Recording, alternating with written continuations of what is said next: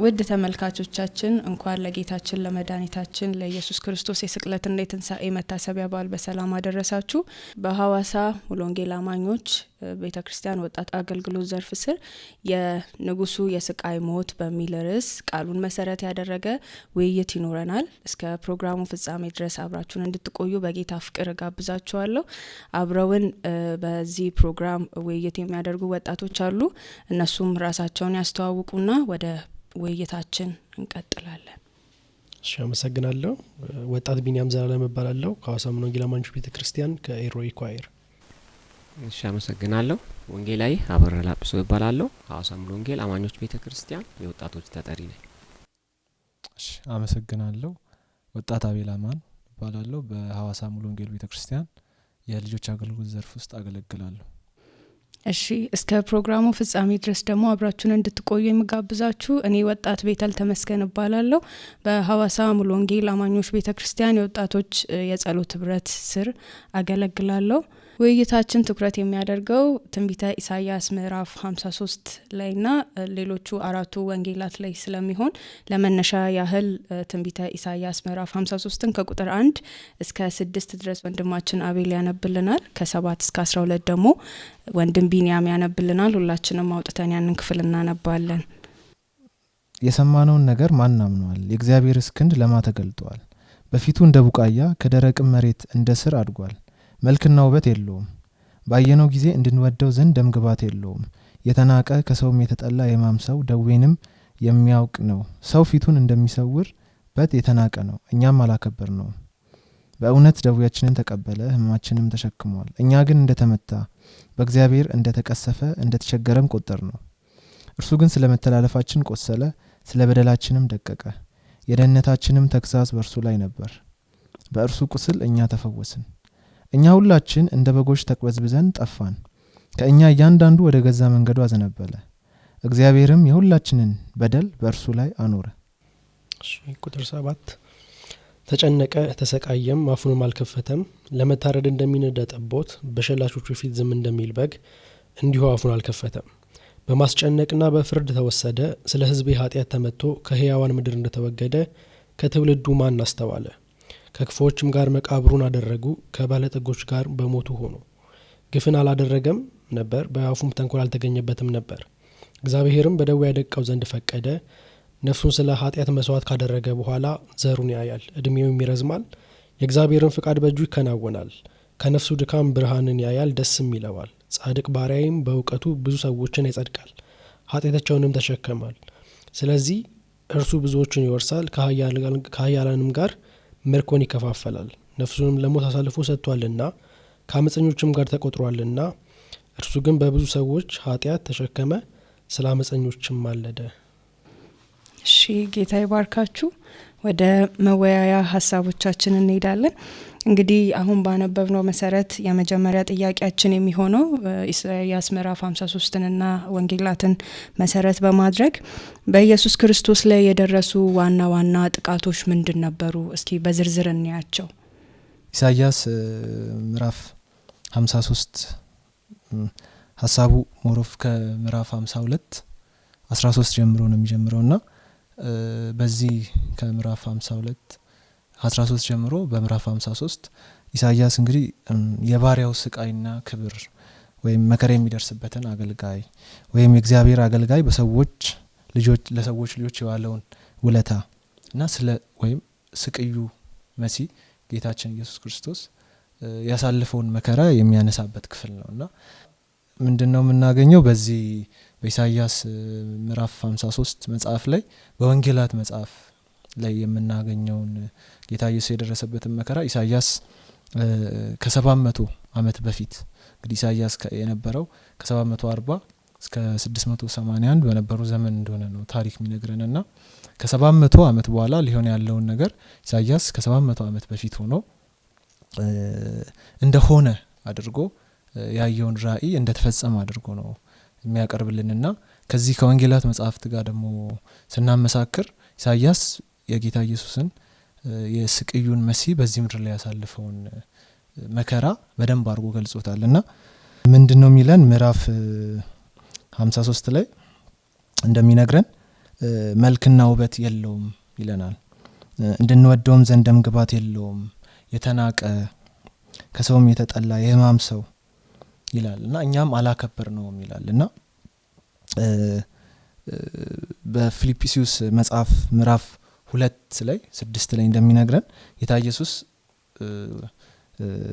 እርሱ በእግዚአብሔር መልክ ሲኖር ሳለ ከእግዚአብሔር ጋር መተካከልን መቀማት እንደሚገባ ነገር አልቆጠረውም ይለናልና ወይም ደግሞ እርሱ በባህሪው አምላክ ሆኖ ሳለ በአዲሱ መደበኛ ፊልጵስዩስ 2ን ሲነግረን በባህሪው አምላክ ሆኖ ሳለ ነው የሚለንና ከእግዚአብሔር ጋር መተካከልን ሊለቀው እንደማይገባ ነገር አልቆጠረም ይላልና ኢሳይያስ የሚያቀርብልን እዚህ ጋር ኢሳይያስ የሚያቀርብልን ጌታ ኢየሱስ ሰው ሆኖ መምጣቱን ነው የሚነግረንና ሰው መሆኑን ብቻ አይደለም የሚነግረን፣ ግን ከሰውም ሊወደድ የሚችል በሰው ተቀባይነት ሊያገኝ የሚችል ሞገስ ያለው ሰው ወይም ደግሞ ባለሀብት ኦርሳም ሌላ ነገር ሆኖ አልመጣም እና የመጣበትን አመጣጥ ሲነግረን መልክና ውበት የለውም ይለናል፣ የተናቀ ነው ይለናል፣ የተጠላ የሕማም ሰው፣ ሰው ፊቱን የሚያዞርበት ሰው፣ ሰው የማያከብረው ሰው እንደነበረና የመጣበት አመጣጥ በጣም ከሰውም ፍጹም ትህትናን በተሞላበት አመጣጥ እንደመጣ ነው የሚነግረንና ከዛ ወረድ ብሎ ምን ይለናል? ቁጥር 6 ላይ ተጨነቀ ይለናል እና ተሰቃየ፣ ከዛ ለመታረድ እንደሚነዳ ጠቦት በሸላቾቹ ፊት ዝም እንደሚል በግ ነው የሚለን እና አፉንም አልከፈተም። ለመታረድ እንደሚነዳ ጠቦት በሸላቾቹ ፊት ዝም እንደሚል በግ አፉንም አልከፈተም ይለናል እና ኢሳይያስ ተጨነቀ ብሎ አስቀምጦልናል እና ጌታ ኢየሱስ ስቅዩ መሲህ ስለኛ ዋጋ የከፈለው መሲህ መጨነቁን ኢሳይያስም ሪፈር አድርጓልና ይህንን ወደ ወንጌላት መጽሐፍ ላይ መተን ስናመሳክር በማቴዎስ 26 ላይ እንደሚነግረን ነፍሴ እስከ ሞት ድረስ አዘነች ይላልና ጌታ ኢየሱስ መከራውን ሊቀበል ሲሄድ እንደተጨነቀ ሊሰቀል መሆኑን አውቆ ያንን ተረድቶ እንደተጨነቀ፣ እንደተረበሸ፣ እንደጸለየም ያንን ጭንቀት አባት ሆይ ብትወድስ እቺ ጽዋ ከኔ ትለፍ ብሎ መጸለዩን ይነግሩናል ወንጌላትና ጌታ ኢየሱስ ሊሰቀል መሆኑን በማሰብ የነበረበትን ጭንቀት ኢሳይያስም ቀደም ብሎ እንግዲህ ተጨነቀ ብሎ አስቀምጦልናልና ሉቃስ 22 ላይም የሚነግረን ሐሳብ አለና ሉቃስ 22 ላይ በፍርሃት ሲጣጣር አጽንቶ ይጸልይ ነበር፣ ወዙም በምድር ላይ እንደሚወርድ እንደ ደም ነጠብጣብ ነበር ይለናልና ኢሳይያስ እንግዲህ መጨነቁን ነግሮናል። ሉቃስ ደግሞ ሐኪምም እንደነበረ እናውቃለንና ምን ብሎ ነው የሚያስቀምጠው? እንደ ደም ነጠብጣብ መጨነቁ ያላበው የደም ላብ እንደሆነ ይነግረናልና ይሄ መጨነቁን የሚያሳይ ነውና ይሄ ነገር አሁን ባለውም ዘመን የእውነት ሰው የደም ላብ ሊያልበው ይችላል ወይ የሚለውን ነገር በሕክምናው ቋንቋ ምንድነው ተብሎ የሚገለጸው? የእውነትም ሰው በከፍተኛ የሆነ መጨነቅ ውስጥ ሲሆን፣ መረበሽ ውስጥ ሲሆን እንግዲህ ያ መጨነቅ ከአእምሮ ውስጥ የሚመነጭ ኬሚካሎች አሉና ከዛ ጋር ተያይዞ አሁን በዚህ በዘመናዊው አሁን በተደረሰው አሁን ባለው የሕክምና ቋንቋ ሄማቲድሮሲስ የምንለው ሁኔታ ነው ጌታ ኢየሱስን የገጠመውና ያም ሊሆን የሚችለው ምንድነው? ከባድ የሆነ መጨነቅ ሲኖር ነውና ከባድ የሆነ መጨነቅ በሚኖርበት ጊዜ የደም ቧንቧዎች ብለድ ቬዘልስ ምንላቸው የመወጠር ሁኔታ ይፈጠራል እና የደም ቱቦዎች ሲወጠሩ ስለዚህ ይጠባል ማለት ነው፣ ከኖርማሉ ይጠባል። ስለዚህ በዚህ ጊዜ የደም ግፊቱ ይጨምራል እና ብለድ ፍሎ ይቀንሳል፣ ግፊቱ ይጨምራል እና ግፊቱ በሚጨምርበት ጊዜ ስለዚህ ይወጠራሉ፣ ግፊቱ ይጨምራል። ከዛ ጋር ተያይዞ ምንድነው የተወጠረው የደም ቧንቧ ራፕቸር የማድረግ ወይም የመፈንዳት ሁኔታ ይፈጠራል እና ይሄ በሚፈጠርበት ጊዜ የላብ የሚያመነጩ እጢዎች አካባቢ የሚገኙ ብለድ ቬዝሎች የደም ቧንቧዎች ደም ወደ ላብ የሚያመነጩ ግላንዶች ወይም እጢዎች ውስጥ ይገባል እና በዚህ ጊዜ እንግዲህ የደም ላብ የእውነት ሊከሰት እንደሚችል በሕክምናው ቋንቋ ይብራራል እና ይሄ ግን ሊሆን የሚችለው ምንድነው? አሁን ባለው ሁኔታ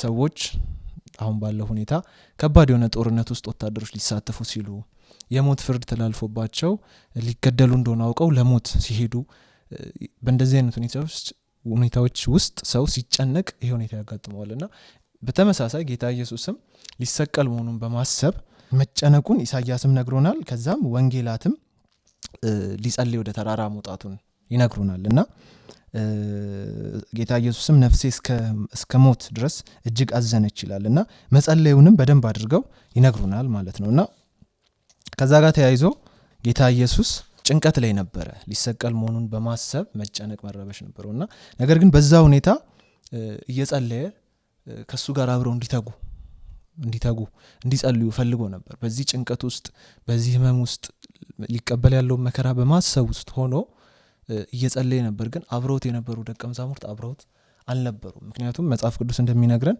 ማቴዎስ 26 ጀምሮ ባለው ሐሳብ፣ ማርቆስ 14፣ ሉቃስ 22ም ላይ ወረድ ብሎ እንደሚነግረን በመጨነቅ ውስጥ በመረበሽ ውስጥ ነበረ እና አባቱን ብትወድስ እቺ ጽዋ ከኔ ትለፍ፣ ነገር ግን ያንተ ፈቃድ ይሁን ብሎም ይጠይቀዋል እና የመጨነቁን መጠን ነው የሚያሳየን። እና በዚህ ጭንቀት ውስጥ ሆኖ ግን ወደ ደቀ መዛሙርቱ ሲመጣ ደቀ መዛሙርቱ እየጸለዩ ያላገኛቸውም እና ኖርማሊ በእኛ ሁኔታ ብናስበው መረበሽ መጨነቅ ሲገጥመን የሰው አብሮ መቆም፣ የሰው ማጽናናት፣ ማበርታት ምናልባት ልንፈልግ እንችላለን እና ጌታ ኢየሱስ እንግዲህ የደም ላብ ወይም ሄማቲድሮሲስ ብለን በገለጽ ነው ደረጃ መጨነቁን ይነግረናል። በዛ ጭንቀት ውስጥ ግን አብሮት ደቀ መዛሙርቱ እንኳን አብሮት ሊሆኑ አልቻሉም ነበር እና ለአንድ ሰዓት እንኳን ልትተጉ አልቻላችሁም ወይ ይላቸዋል እና ወደ ፈተና እንዳትገቡ ትጉና ጸልዩም ይላቸዋል እና ይሄም የነሱ አንደኛ እሱ ሊቀበል ያለውን አስበው መጨነቅ፣ ሁለተኛ ደቀ መዛሙርቱ ከሱ ጋር አብረው ለመትጋት አለመተባበራቸው ጌታ ኢየሱስን ሊያሳዝነው የሚችል ነገር ነው። መከራውን ብቻውን ነው የተቀበለ የነበረው በዛ ሰዓት እና ከዛ በመቀጠል እንግዲህ ይሄ ያልፍና ጌታ ኢየሱስ እንግዲህ 3 ጊዜ ተመላልሶ እንዳያቸው ግን ሲተጉ እንዳላገኛቸው ይናገራልና ሰዓቱ እንደደረሰች ይናገራል። ከዛ በኋላ የካህናት አለቆች፣ ጻፎች ሊይዙት ይመጣሉ እና ከዛ ጋር ተያይዞ እንግዲህ የአስቆሮቱ ይሁዳ ጌታ ኢየሱስን በመሳም አሳልፎ ይሰጠዋል። መጽሐፍ እንደሚነግረን ዮሐንስ በደንብ አድርጎ ደግሞ ነግሮናል፣ ሁሉም ወንጌላት ይነግሩናል እና ከሱ ጋር አብሮ የነበረ አብሮ የቆየ አብሮ 3 ዓመት ተኩል ከጌታ ኢየሱስ ጋር ያገለገለ ግን ጌታ ኢየሱስን አሳልፎ ይሰጠዋል እና ይህንን ሁኔታ ጌታ ኢየሱስ በደንብ ሊያሳዝነው የሚችል ነገር ነው። ምክንያቱም ይህንን ከደቀ መዛሙርቱ የተለየ ጌታ ኢየሱስ ያጎደለበት ነገር የለም እና ነገር ግን ይሁዳ ከእርሱ ጋር አብሮ ከርሞ መምህር ሲለው ቆይቶ ነገር ግን ፊቱን አዞረበት እና አሳልፎ ሰጠው እና በይሁዳ መከዳቱ ጌታ ኢየሱስን የሚያሳዝነው ሌላ ተጨማሪ አጋጣሚ ነው።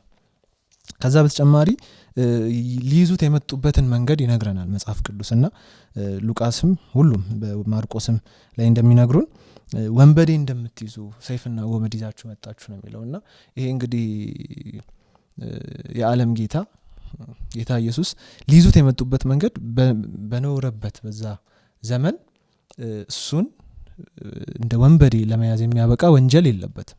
ነገር ግን ሊይዙት የመጡበት አመጣጥ ጌታ ኢየሱስ ራሱ እንደሚለው ወንበዴ እንደምትይዙ ሰይፍና ጎመድ ይዛችሁ መጣችሁ ይላል እና ይሄ አይገባውም ለጌታ ኢየሱስ።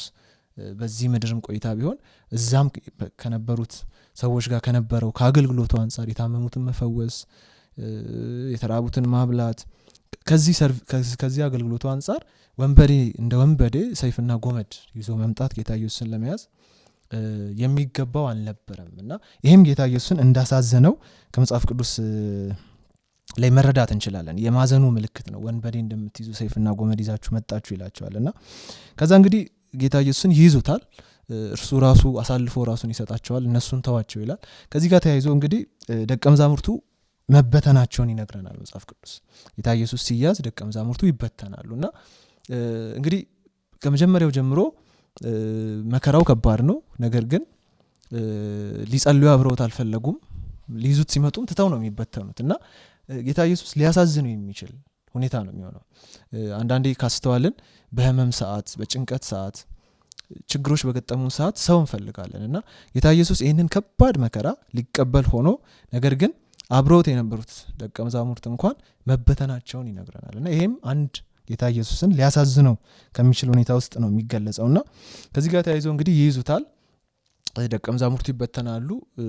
ጴጥሮስ ግን በሩቅ ይከተለው እንደነበር መጽሐፍ ቅዱስ ይነግረናል እና ከዛ ወደ ሊቀ ካህኑ ግቢ ይዘውት ይገባሉ እና ከዛ እንግዲህ በዛም ስፍራ ጌታ ኢየሱስ ይተፉበታል፣ በጥፊ ይመቱታል እና በለመድ ነው አረዳድ እንግዲህ መጥፋት ሰውን በጣም የማዋረድ አንድ መገለጫ ነው ሰው ላይ መጥፋት እና ይሄንን ማለት መተፋት የማዋረድ መገለጫ ነው እና አይገባውም ጌታ ኢየሱስ እና የሚተፉበት እንግዲህ ማዋረድ ነው፣ ማዋረድን ለማሳየት ንቀትን ለማሳየት ነውና ይሄንን ተቀብሏል። በጥፊ ይመቱት ነበር በሊቀ ካህኑ ግቢ ከገቡ በኋላ። ከዛ በኋላ እንግዲህ በዛ ሰዓት ጴጥሮስ በርቀት ሲከታተል ነበር። ወደ ግቢ ይገባና ጴጥሮስ ደግሞ በዛ ሁኔታ ምን ይሆናል? ጌታ ኢየሱስ እንግዲህ ይሄን አውቆ አስቀድሞ ተናግሯል። ግን ጴጥሮስ ከአንድም 2-3 ጊዜ ጌታ ኢየሱስን ይክደዋል ማለት ነው እና ይሄም ጌታ ኢየሱስን በጴጥሮስ መካድ ራሱ ጌታ ኢየሱስን የሚያሳዝነው ሁኔታ ነው። አላቀውም ይራገምና ይምል ጀመር ይለናል መጽሐፍ ቅዱስ ሲናገርና ይሄም ጌታ ኢየሱስ የሚያሳዝነው ሁኔታ ነው የሚሆነው። ልክ እንደ ሰው ስናስበው ሰው እንደመሆኑ መጠን አብሮት የነበረ አልክድህም እስከ ሞት እንኳን አብሬ ቆማለሁ ያለ ይክደዋልና ይሄም ያሳዝነዋል። ከዛ ወደ ጲላጦስ ይወስዱታልና ጲላጦስ ጋር ከወሰዱት በኋላ ምናየው ነገር ምንድነው? ህዝቡ ሁሉ ይነሱበታል ጌታ ኢየሱስ ላይ። በዚህ ደረጃ ጌታ ኢየሱስ ይሄን ህዝብ የሚያስቆጣ በዚህ ደረጃ ስቀለው እያሉ ነው የሚጮሁትና ሞት ይገባዋል ይሉ ነበርና ህዝቡን በዚህ ደረጃ የሚያስቆጣ በደል ጌታ ኢየሱስ አልፈጸመም። ይሄ ስቅዩ መሲህ ማለት ነውና ግን እንዲሰቅለው ስቀለው እያሉ ነበር የሚጮሁትና በዛም የህዝቡ ጩኸትም ያ ነበር። ከዛ እንግዲህ የገሊላ ሰው መሆኑን ሲያቅ ጲላጦስ ወደ ሄሮድስ ይልከዋልና ሄሮድስ ጋር ከሄደም በኋላ በነበረው ሁኔታ መረዳት የምንችለው ምንድነው? ሄሮድስ ይሳለቅበታል፣ ያፌዝበታል እና ያንን ይነግረናል። በንቀት ያፌዝበታል፣ ጌጠኛ ልብስም አለበሰው ይለናል እና እንግዲህ ይሄ ምንድነው? ማፌዝ ወይም መፎገር አይነት ነገር ነው። አልተቀበለውም፣ ነገር ግን የፌዝ ልብስ ያለብስበታል እና ከዛ እንግዲህ መልሶ ወደ ጲላጦስ ይልከዋል እና ተመልሶ ደግሞ ጲላጦስ ጋር በሄደም ሰዓት ጌታ ኢየሱስ የገጠመው ነገር ምንድነው? የፌዝ ስግደት ነበር። እንደሰገዱለት ይነግረናል፣ ግን እያፌዙበት ነበርና ጌታ ኢየሱስ በማንነቱ ስግደት የሚገባው አምላክ ነው። ነገር ግን እነሱ እያፌዙበት ነበር ሲሰግዱ የነበረው። ከዛም እዛም ቦታ እንደተፉበት በተለያዩ በሶስቱም ወንጌል መጽሐፍት ይነግሩናል እንደተተፋበትና ቀይ ልብስ ያለብሱታል። እንግዲህ ቀይ ልብስ ወታደሮች የሚለብሱት ልብስ እንደሆነ ነው መጽሐፍ የሚነግረን። ከዛም ደግሞ መልሰው ያውልቃሉ ልብስ ማልበስ ማውለቅና ይሄ ምንድነው? ጌታ ኢየሱስን እንግዲህ ለማዋረድ ሄዱበትን ጥግ ነው የምናየውና ጌታ ኢየሱስ በዚህ ደግሞ እንዳዘነ ተጨነቀ የሚለው የኢሳይያስ ላይ ያለው ሐሳብ እንግዲህ ይሄ ሁሉ የመጨነቅ ፕሮሰስ ነው፣ የመጨነቅ ሂደት ነው እና ስሜቱን የሚያሳዝን ሁኔታ ነው። ከዛ በኋላ እንግዲህ ጌታ ኢየሱስ ይሰቀላል፣ በመስቀል ላይ ይሰቀላል እና በመስቀል ላይ ሆኖ አንድ ሌላ ተጨማሪ የምናየው ነገር የሚያልፉ ሰዎችም ጌታ ኢየሱስ እንግዲህ 3 ሰዓት እንደተሰቀለ ከዛ ከ3 እስከ 6 መስቀል ላይ እንደቆየ ከዛ ከ6 እስከ 9 ደግሞ እንደጨለመ የምድር መናወጥ እንደሆነ ይነግረናልና እንግዲህ በትንሹ ከ3 እስከ 9 ባለው ጌታ ኢየሱስ መስቀል ላይ ያሳልፈዋልና በዛ መሃል የሚያልፉና የሚያገድሙ ሰዎች ቤተ መቅደስን አፍርሼ በ3 ቀን እንደሚሰራ ተናግሯል፣ እስቲ ከመስቀል ውረድ እያሉ ያፌዙበታል እና ይሄ ሐሳብ ከኢሳይያስ የገለጸልን ሐሳብ አለና 4 ላይ በእውነት ደዌያችንን ተቀበለ ሕመማችንም ተሸክሟል፣ እኛ ግን እንደተመታ በእግዚአብሔርም እንደተከሰፈ እንደተሸገረም ቆጠር ነው ይላል። እርሱ ግን ስለ መተላለፋችን ቆሰለ፣ ስለ በደላችንም ደቀቀ፣ የደህንነታችንም ተግሣጽ በእርሱ ላይ ነበር ይለናልና ምንድነው የሚያሳየን እዚህ ጋር? እንዴት ነው እኛ የቆጠር ነው? እኛ ግን እንደተመታ በእግዚአብሔርም እንደተቀሰፈ እንደተቸገረም ቆጠር ነው ይላልና እያለፉ የሚሄዱ ሰዎች ሁሉ ቤተ መቅደስን አፍርሼ በ3 ቀን እሰራዋለሁ ብለሃል፣ እስቲ ከመስቀል ውረድ ነው የሚሉትና ይሄ ሐሳብን ሊገልጽ የሚችል ተግባር ነው አልፎ የሚሄዱ ሰዎች። በተጨማሪም የካህናት አለቆች፣ የሕግ መምህራን ሌሎችን አዳነ አሁንስ ራሱን ያድን ይሉት ነበርና ያ መስዋዕትነት እየተከፈለ ያለው ስለ እነርሱ መሆኑን አላወቁምና ጌታ ኢየሱስ በመስቀል ላይ ሆኖ ህዝቡም ያንን ነገር አልፎ መሄድም ሰው ያንን ሲል ነበር። ቤተ መቅደስን አፍርሼ በ3 ቀን ሰራዋለሁ ብለሃል ሲሉት ነበር። የካህናት አለቆችም ጻፎችም ሌሎችን አዳነ አሁን ራሱን ያድን ይሉ ነበር እና ይሄ ምንድነው? ስለ እነርሱ መከራ እየተቀበለ ጌታ ኢየሱስ። እነሱ ግን ያን አልተረዱም እና ያፌዙበት ይሳለቁበት ነበር። እስቲ አሁን ከመስቀል ውረድ ይሉት ነበርና ይሄም ሊያሳዝነው የሚችል አንዱ ሁኔታ ነው። ጌታ ኢየሱስን ሊያሳዝነው የሚችል ሁኔታ መሆኑን እንረዳለን እና ኢቭን በተጨማሪ ከሱ ጋር የተሰቀለ ሌላ ወንበዴ ራሱ ራስህንም እኛንም አድን ይለዋል እና ይሄ መሳለቅ እንደሆነ ነው መጽሐፍ ቅዱስ የሚነግረን። በጥፋቱ በኃጢአቱ ምክንያት ተሰቅሎ ያለ አንድ ሌላ ወንበዴ አንተ አምላክ አይደለህ ሆይ እና ራስህንም እኛንም አድን ይለዋል እና ይሄም ጌታ ኢየሱስን ካለመረዳት የተናገሩት ነገር ነውና ይሄ ጌታ ኢየሱስን ስቅዩን መሲህ ሊያሳዝነው የሚችል አንድ ተጨማሪ ሁኔታ ነውና ይሄ እኚህ ሁኔታዎች እንግዲህ ጌታ ኢየሱስን እንደ ሰው ሐዘን ውስጥ የከተቱት ሁኔታዎች ናቸው ተብሎ መግለጽ ይቻላል። የስሜት ጭንቀት ወይም የስነልቦና ጫና ያደረሱበት ሁኔታዎች ናቸው። እኔ እንግዲህ ጌታ ኢየሱስ ላይ ስቅዩ መሲህ ላይ የደረሰውን የስነልቦና ጫና መጨነቅ ለማብራራት ሞክሬያለሁ። በጌታ ኢየሱስ ላይ የደረሰውን ደግሞ የአካል ጉዳት በአካሉ የተቀበለው መከራ ደግሞ ቤቲ እስቲ አንቺ ብታብራሪልን። እሺ እንግዲህ አቤል በጥሩ ሁኔታ በኢየሱስ ክርስቶስ ላይ የደረሰውን የስነልቦና ጥቃት አውርቶናል እና እኔ እንግዲህ ወደ በኢየሱስ ክርስቶስ በአካሉ የተቀበለውን መከራ አወራለሁ። እንግዲህ እንደሚታወቀው ኢየሱስ ክርስቶስ ወደ መስቀል ሲሄድ የተለያዩ ጥቃቶች ደርሰውበታል። ሰው ሆኖ በመምጣቱም ሌላ ጥቃት ነው ቀድሞ እንደተነገረን። ከዛም በኋላ ግን በመስቀል መንገድ ላይ የስነልቦና በዋነኝነት የስጋ እና ደግሞ መንፈሳዊ ጥቃቶች ኢየሱስ ክርስቶስ ላይ ደርሰዋል እና በስነልቦና ቀደም ጌተሰማኒ ላይ ኢየሱስ ክርስቶስ የተጨነቀበትን ልክ አቤል ሲያብራራልን ነበርና ሉቃስ ብቻ ነው እሱን የጻፈልን። የተለያዩ መላምቶች ሀሳቦች ቢኖሩም ሰዎች የሚያነሷቸው ነገር ግን እዛ ሀሳብ ላይ ጌተሰማኒ የተጨነቀበትን ኢየሱስ ክርስቶስ የመጨረሻዋን ስቴጅ ስናያት ለምን ተጨነቀ ስንል የመስቀል ሞት ከባድ መከራ አለ ከፊቱ ኢየሱስ ክርስቶስና በሰውነቱ የደረሰበትንም ጥቃት በጣም ከባድ የሚያደርገው በሮማውያን ምክንያት የሚደርስበት ከባድ የሆነ ጥቃት ስላለ ነው ማለት ነውና ያ ሮማውያን የራሳቸውን ዜጎች በዛ መንገድ መቅጣት አይፈልጉም። የሚቀጡት በጣም ከባድ ወንጀለኞችን ነው በመስቀል ሞትና ምንድነው እንደውም ብለው የሚያስቡት በጣም አሰቃቂ ሞት ነው። ነገር ግን ከሚገባው በታች ነው። ሮማዊ ላልሆነ ወንጀለኛ ሰው ከሚገባውም ደግሞ በታች ነው ብለው ያስባሉ ማለት ነውና ቅድም የተነሳው ኢየሱስ ክርስቶስ እንደ ደም ነጠብጣብ ላቡ ጠብ ጠብ ሲል በጭንቀት ሰዓት እንዲህ አይነት የጤና እክል ሲኖር ብዙ ጊዜ የሆድ ህመምና ራስ ምታት ሊኖር ይችላል ከዚህ ችግር ጋር ማለት ነውና ሁላችንም እንግዲህ ወደ ፍርሃት ስንሄድ ከኢየሱስ ጋር ባናወዳድረውም የሚሰሙን ስሜቶች አሉና ኢየሱስ ክርስቶስ በዛ ሰዓት አንድ ሰው እንደሚፈራው እንደሚጨነቀው ከባድ የሆኑ ጭንቀቶች ሲያጋጥሙት የሆድ ህመምና የራስ ምታት በዛ ሰዓት ላይ ይሰማው እንደነበረ ብዙ ሰዎች ብዙ አጥኞች ይናገራሉ ማለት ነውና ከዛ በኋላ የምናገኘው ሌላኛው የስጋ ወይም ደግሞ አካላዊ ጥቃት ኢየሱስ ክርስቶስ ላይ የእሾህ አክሊል ባደረጉበት ሰዓት ነውና ያ የእሾህ አክሊል ከ2 እስከ 3 ኢንች ድረስ ርዝመት ሊኖረው ይችላል ተብሎ ነው የሚታሰበውና ምን ያደርጉበት ነበር? በእንጨት ይወጉት ነበረ ያንን እሾህ ወደ ኢየሱስ ክርስቶስ ፊትና ግንባር ወደ ስር እንዲገባ ጭንቅላቱ ላይ ማለት ነውና በዛ ሰዓት ላይ እንግዲህ ማንም ሰው ኤክስፒሪየንስ ሊያደርገው እንደሚችለው ከባድ የሆነ የፊትና የአንገት ህመም ኢየሱስ ክርስቶስ ላይ ተፈጥሮ እንደነበረ ማሰብ እንችላለን። ምክንያቱም የተለያዩ ነርቮች ስለሚጠቁ በዛ ሰዓት ላይ ማለት ነውና ደም ይፈሳል። ትኩስ ደም ፊቱ ላይ ያለ ኢየሱስ ክርስቶስ መልኩን መለየት እስከማንችል በእርግጥ መልኩ በጣም የሚጠፋው በግርፋቱ ሰዓት ነውና ያንን ነው ሌላኛው በፊቱና በአንገቱ ላይ ደረሰበት ከባድ የሆነ ህመም። ቀጥሎ የምናገኘው እንግዲህ ግርፋቱን ነው። ግርፋቱ ላይ ስንመጣ በጣም ጉልበት ያለው ሰው ካልሆነ በስተቀር ማንኛውም ሰው አንስቶ ሊመታበት የማይችልበት አይነት ጅራፍ ነው የሚዘጋጀውና ጫፉ ላይ ከአጥንትና ከብረት የተሰራ ነው። ለምንድነው ያ የሚሆነው?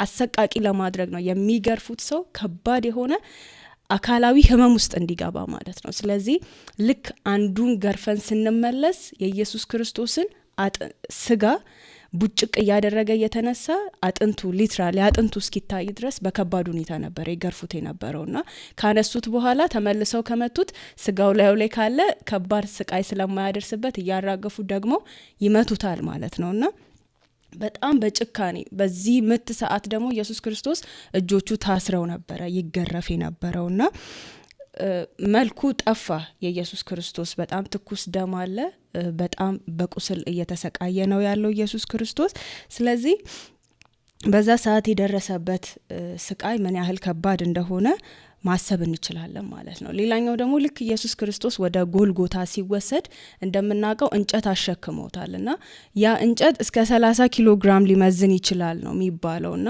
ኢየሱስ ክርስቶስ ባለበት በዛ ረሃብ ባለበት በዛ ድካም ባለበት በዛ ህመምና ስቃይ ውስጥ ሆኖ ሌላ ክብደት ደግሞ ራሱ ላይ ጭነውበት ነበርና ያንን ተሸክሞ በሚሄድ ሰዓት የተለያዩ እንግሊዘኛዎች ኮላፕስ አረገ ይላሉ ኢየሱስ ክርስቶስ ደክሞት መቋቋም አቅቶት ምን አደረገው ወድቆ ነበረ በዛ ሰዓት ላይ ከዛም በኋላ ቀሬናው ስምዖን እንዳገዘው ምናቀው ነገር ነው ማለት ነውና ኢየሱስ ክርስቶስ ያለፈበትን መከራ ስናስብ እውነት ኢሳይያስ ከ712 አመት በፊት ነው ወይ የተናገረው ብለን እናስባለን ምክንያቱም እያንዳንዷ ነገር በጣም በታመቀ ሁኔታ በነዛ በ12 ቁጥሮች ውስጥ ተገልጸውልናልና የሚስብ ውበት ወይም ደግሞ ግርማ የለውም እንድንወደው የሚያደርግ መልክ አልነበረውም ይላልና በዛ ሰዓት ላይ ኢየሱስን አይቶ አይደለም የኔ አዳኝ ነው ብሎ ለመቀበል አይቶት እንኳን ሰው ሊወደው የሚችለው መልክ አልነበረውም ብሎ በግልጽ ይናገራል የህማም ሰው ነው ይለናል ከዛም በኋላ ደግሞ ቁጥር 3 ላይ ድጋሚ ሰዎች ፊታቸውን እንደሚያዞሩበት አይነት ነው ኢቭን እንዴት ነው እየገለጸልን ያለው እንደ ያለ ነው የሚገልጽልን ኢየሱስ ክርስቶስ የነበረበት የስነ ልቦና አካላዊ ጥቃት እንዲህ ነው ተብሎ ሚብራራ አይደለም ማለት ነውና ሚገርም ነገር ቁጥር 5 ላይ ሲናገር በእርሱ ላይ የወደቀው ቅጣት ለእኛ ሰላምን አመጣለን ይላልና ኢየሱስ ክርስቶስ ላይ ከባድ የሆነ ቅጣት እንደወደቀ ኢሳይያስ በግልጽ ተናግሯል ማለት ነው ከዛ በኋላ መጨረሻው ስንሄድ ኢየሱስ ክርስቶስ አካላዊ ጥቃት የምናገኘው በመስቀል ላይ ኢየሱስ ክርስቶስ ያሳለፈውን ስቃይ ነውና ኢየሱስ ክርስቶስ እንግዲህ እጆቹን ዘርግተው በሚስማር ሲቸነክሩት በእጃቸው አይደለም የሚጎትቱት በጣም ከባድ የሆነ ህመም መፍጠር ስለሚፈልጉ በብረት ወይ በሰንሰለት ነው እጆቹን ጠርቀው በሚስማር የሚወጉት ማለት ነውና እነዛ ሚስማሮች በጣም ረጃጅም ናቸው ከ6 እስከ 8 ኢንች ይረዝማሉ ነው የሚባለው እንግዲህ በዛ ቸነከሩትና ብዙ ጊዜ በተለምዶ ኢየሱስ ክርስቶስም በእርግጥ ፊልሙ ላይ ብናየው በተለምዶ ኢየሱስ ክርስቶስም መዳፉ ላይ እንደቸነከሩት ነው የሚወራው ነገር ግን ኢየሱስ ክርስቶስ መዳፉ ላይ ሳይሆን የተቸነከረ የነበረው እዚህ መገጣጠሚያችን እጁ ላይ ነበረና ሆን ብለው ነው ሮማውያን ያንን ያደርጉ የነበረው ለምን ብለን ስናስብ እዛ ቦታ ላይ ወደ ትከሻ የሚሄዱ ጅማቶች አሉ ደም ስሮች አሉ እነዛን በከባድ ሁኔታ ለመጉዳት ፈልገው ነው ማለት ነው ያንን ያደርጉ የነበረውና እግሮቹንም ለሁለቱን አንድ ላይ አድርገው በሚስማር ቸነከሩት ማለት ነውና ኢየሱስ ክርስቶስ በዛ ሰዓት ላይ የሞተበትን ምክንያት የተለያዩ አጥኞች በተለያየ መንገድ ለማብራራት ይሞክራሉና በሬሳ ላይ ጥናት የሚሰሩ ሰዎች ብዙ ነገር ይላሉና የመጀመሪያው ነገር ምንድነው ኢየሱስ ክርስቶስ በጣም በከፍተኛ ሁኔታ ተወጥሮ ስለነበረና ክብደትም ወደ ታች ስለነበረ ያንን ክብደት ለመቋቋም በሚያደርግበት ጥረት ውስጥ በጣም ከባድ ህመም ውስጥ እንዳለፈ ምንረዳው ነገር ነውና በዛ ሰዓት ላይ አጥንቶቹ በጣም ተወጣጥረዋል ያንዳንዷ ኢየሱስ ክርስቶስ መስቀል ላይ ሆኖ የተነፈሳት የሳባት አየር ከባድ የሆነ ህመም ያለበት ነበረ በጣም ከባድ የሆነ ህመም ያለበት ነበርና ብዙ አጥኞችም ለኢየሱስ ክርስቶስ ዋናው የሞት ምክንያት ነው ብለው የሚያስቡት በአተነፋፈስ ችግር ምክንያት ነው የሞተው ብለው ነው የሚያስቡት አብዛኞቹን የሚያስማማውና አንዳንዶቹ ኢየሱስ ክርስቶስ በጣም ብዙ ደም ፈሶት ስለነበረ ደሙ አልቆ ውሃ ሙሉ በሙሉ ፈሳሽ ከኢየሱስ ክርስቶስ ሰውነት ውስጥ አልቆ ነበረ በጦር ወቅተውታል መስቀል ላይ ያለና ጠብ ብሎ እያንዳንዷ ድሮፕ እስክታልቅ ድረስ ኢየሱስ ክርስቶስ ራሱን መስዋዕት አድርጓል ማለት ነውና ከባድ ህመም ነበር። አንዳንዶቹ ለረጅም ሰዓት ስላልተንቀሳቀሰ መስቀል ላይ ሆኖ በደም መርጋት ነው የሞተው። አንዳንዶቹ ብዙ ደም ስለፈሰሰው ፈሳሽ ስለፈሰሰው ይሄ ሃይፖቮሊሚክ ሾክ የሚባለው በሕክምና በሱ ምክንያት ነው የሞተው። አንዳንዶቹ ከባድ የሆነ የልብ ህመም ደርሶበት ነው። ብዙ ነገር ይላሉ። የሚገርመው ነገር ግን ኢየሱስ ክርስቶስ መጨረሻ ላይ ሲያቅታቸው ምንድን ያሉት መልቲ ፋክቶሪያል ነው ወይም ደግሞ የብዙ ህመሞች ድምር ውጤት ነው ኢየሱስን መስቀል ላይ ሰቀለው ብለው ያወራሉ ነው። ስለዚህ ኢየሱስ ክርስቶስ ብዙ አይነት ህመሞች ውስጥ አልፏል፣ ብዙ አይነት መገፋቶች ውስጥ አልፏል ማለት ነውና ለምን ዝም አለ ብዬ አስባለሁ። በጣም ከባድ ህመም ሲያሳልፍ ለምን ዝም አለ ስንል ብቸኛው ምክንያት ኢየሱስ ክርስቶስ በመስቀል ላይ የደረሰበትን ያንን ሁላ ጫና የተቋቋመበት ምክንያት ዘሩን ያያል ይለናል አይደለ? ኢሳይያስ 53 መጨረሻ አካባቢ ላይ ዘሩን ያያል። እኛን ስላየ ለአባቱ ስለታዘዘ ያንን አድርጓል ማለት ነውና አብ አላስቆመም መሀል ላይ እስከ መጨረሻ ድረስ ሄዷልና መጨረሻ ላይ ትንሽ ያልተጠቀሰ ነገር ምንድነው? በአባቱ ዝም ተብሏል። ኢየሱስ አባቱ ፊቱን አዞረበት አይደለ? በዛ ሰዓት ላይ ከ6 ሰዓት እስከ 9 ሰዓት ድረስ ባለው ጨለማ ምድር ላይ እንደነበረ መጽሐፍ ቅዱስ ይናገራልና የፀሐይ ግርዶሽ አልነበረም። ያ ሁኔታ ምን ነው የሚያሳየን? የእግዚአብሔር አብን ፍርድን ነው የሚያሳየን፣ ጀጅመንቱን ነው የሚያሳየንና በዛ ሰዓት ላይ ልጅ ምን አይነት ስሜት ተሰምቶታል የሚለውን ኢየሱስ ካልሆነ እኛ እንዲህ ነው ብለን ማብራራትም መረዳትም የምንችለው አይደለም። በአባትና በልጅ መካከል ያለቀ በጣም ትልቅ ጉዳይ ነው ማለት ነውና ኢየሱስ አንድ ነገር ተናገረ። አባት ሆይ ለምን ተውከኝ? ኤሎሄ ኤሎሄ ላማ ሰበቅታኒ የሚለው ኢየሱስ ክርስቶስ አዲስ ሆኖበት አይደለም፣ እንግዳ ሆኖ ለምንድነው እየሆንኩኝ ያለሁት ብሎ እየጠየቀ ሳይሆን የሞተበትን ይሄ ሁሉ ዋጋ የተከፈለበትን ምክንያት ምን እያደረገ ነው? እውቅና እየሰጠው ነው ማለት ነውና በጣም ከባድ ጭንቀት ተጨንቋል። ሁሉ ለኛ ነው፣ እግዚአብሔር ይመስገን። እንግዲህ አቤልም እኔም ኢየሱስ ክርስቶስ ላይ የደረሰውን ጥቃት ያብራራን ነው የቆየ ነው። ይህ ሁሉ መከራ የደረሰው ለኛ ለሰው ልጆች ነው እና አሁንም ጥሩ ነገር እየተማራችሁበት እንደሆነ ተስፋ እናረጋለን። አብራችሁን እንድትቆዩ በጌታ ፍቅር ጋብዛችኋለሁ። ወደ ሚቀጥለው የመወያያ ጥያቄዎቻችን እንሄዳለን። ይህ ሁሉ መከራ በኢየሱስ ክርስቶስ ላይ ሲደርስ ይህ ሁሉ የመስዋዕትነት መንገድ ከባድ ነውና እግዚአብሔር ለምን ዝም አለ? ለምን ልጁን አሳልፎ ሰጠ? የሚለውን ጥያቄ ደግሞ እስኪ ከቢኒ ጋር እንወያያለን። እሺ፣ አመሰግናለሁ። ክብር ለእግዚአብሔር ይሁን። ጸጋ ይብዛላችሁ ወንድም ያቤል ቤቲ። ክርስቶስ ኢየሱስ ላይ ደረሰን አሰቃቂ የውርደት ጥግም የመከራ ጥግም ከመጽሐፍ ቅዱስ በማጣቀስ አውርታችኋልና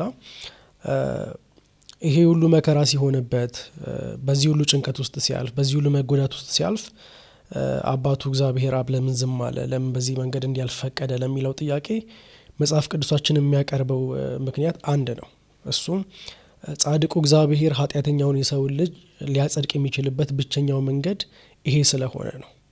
ሌላ አማራጭ የሰው ልጆችን ወይ ደግሞ በኃጢአት ምክንያት ከእግዚአብሔር የራቁትን የሰው ልጆችን ወደ ራሱ የሚያቀርብበት በሱ ፊት የመቆም ድፍረት እንዲኖራቸው ጽድቅን የጽድቅ ካባ የሚደርብበት ሌላ አማራጭ መንገድ የለውም።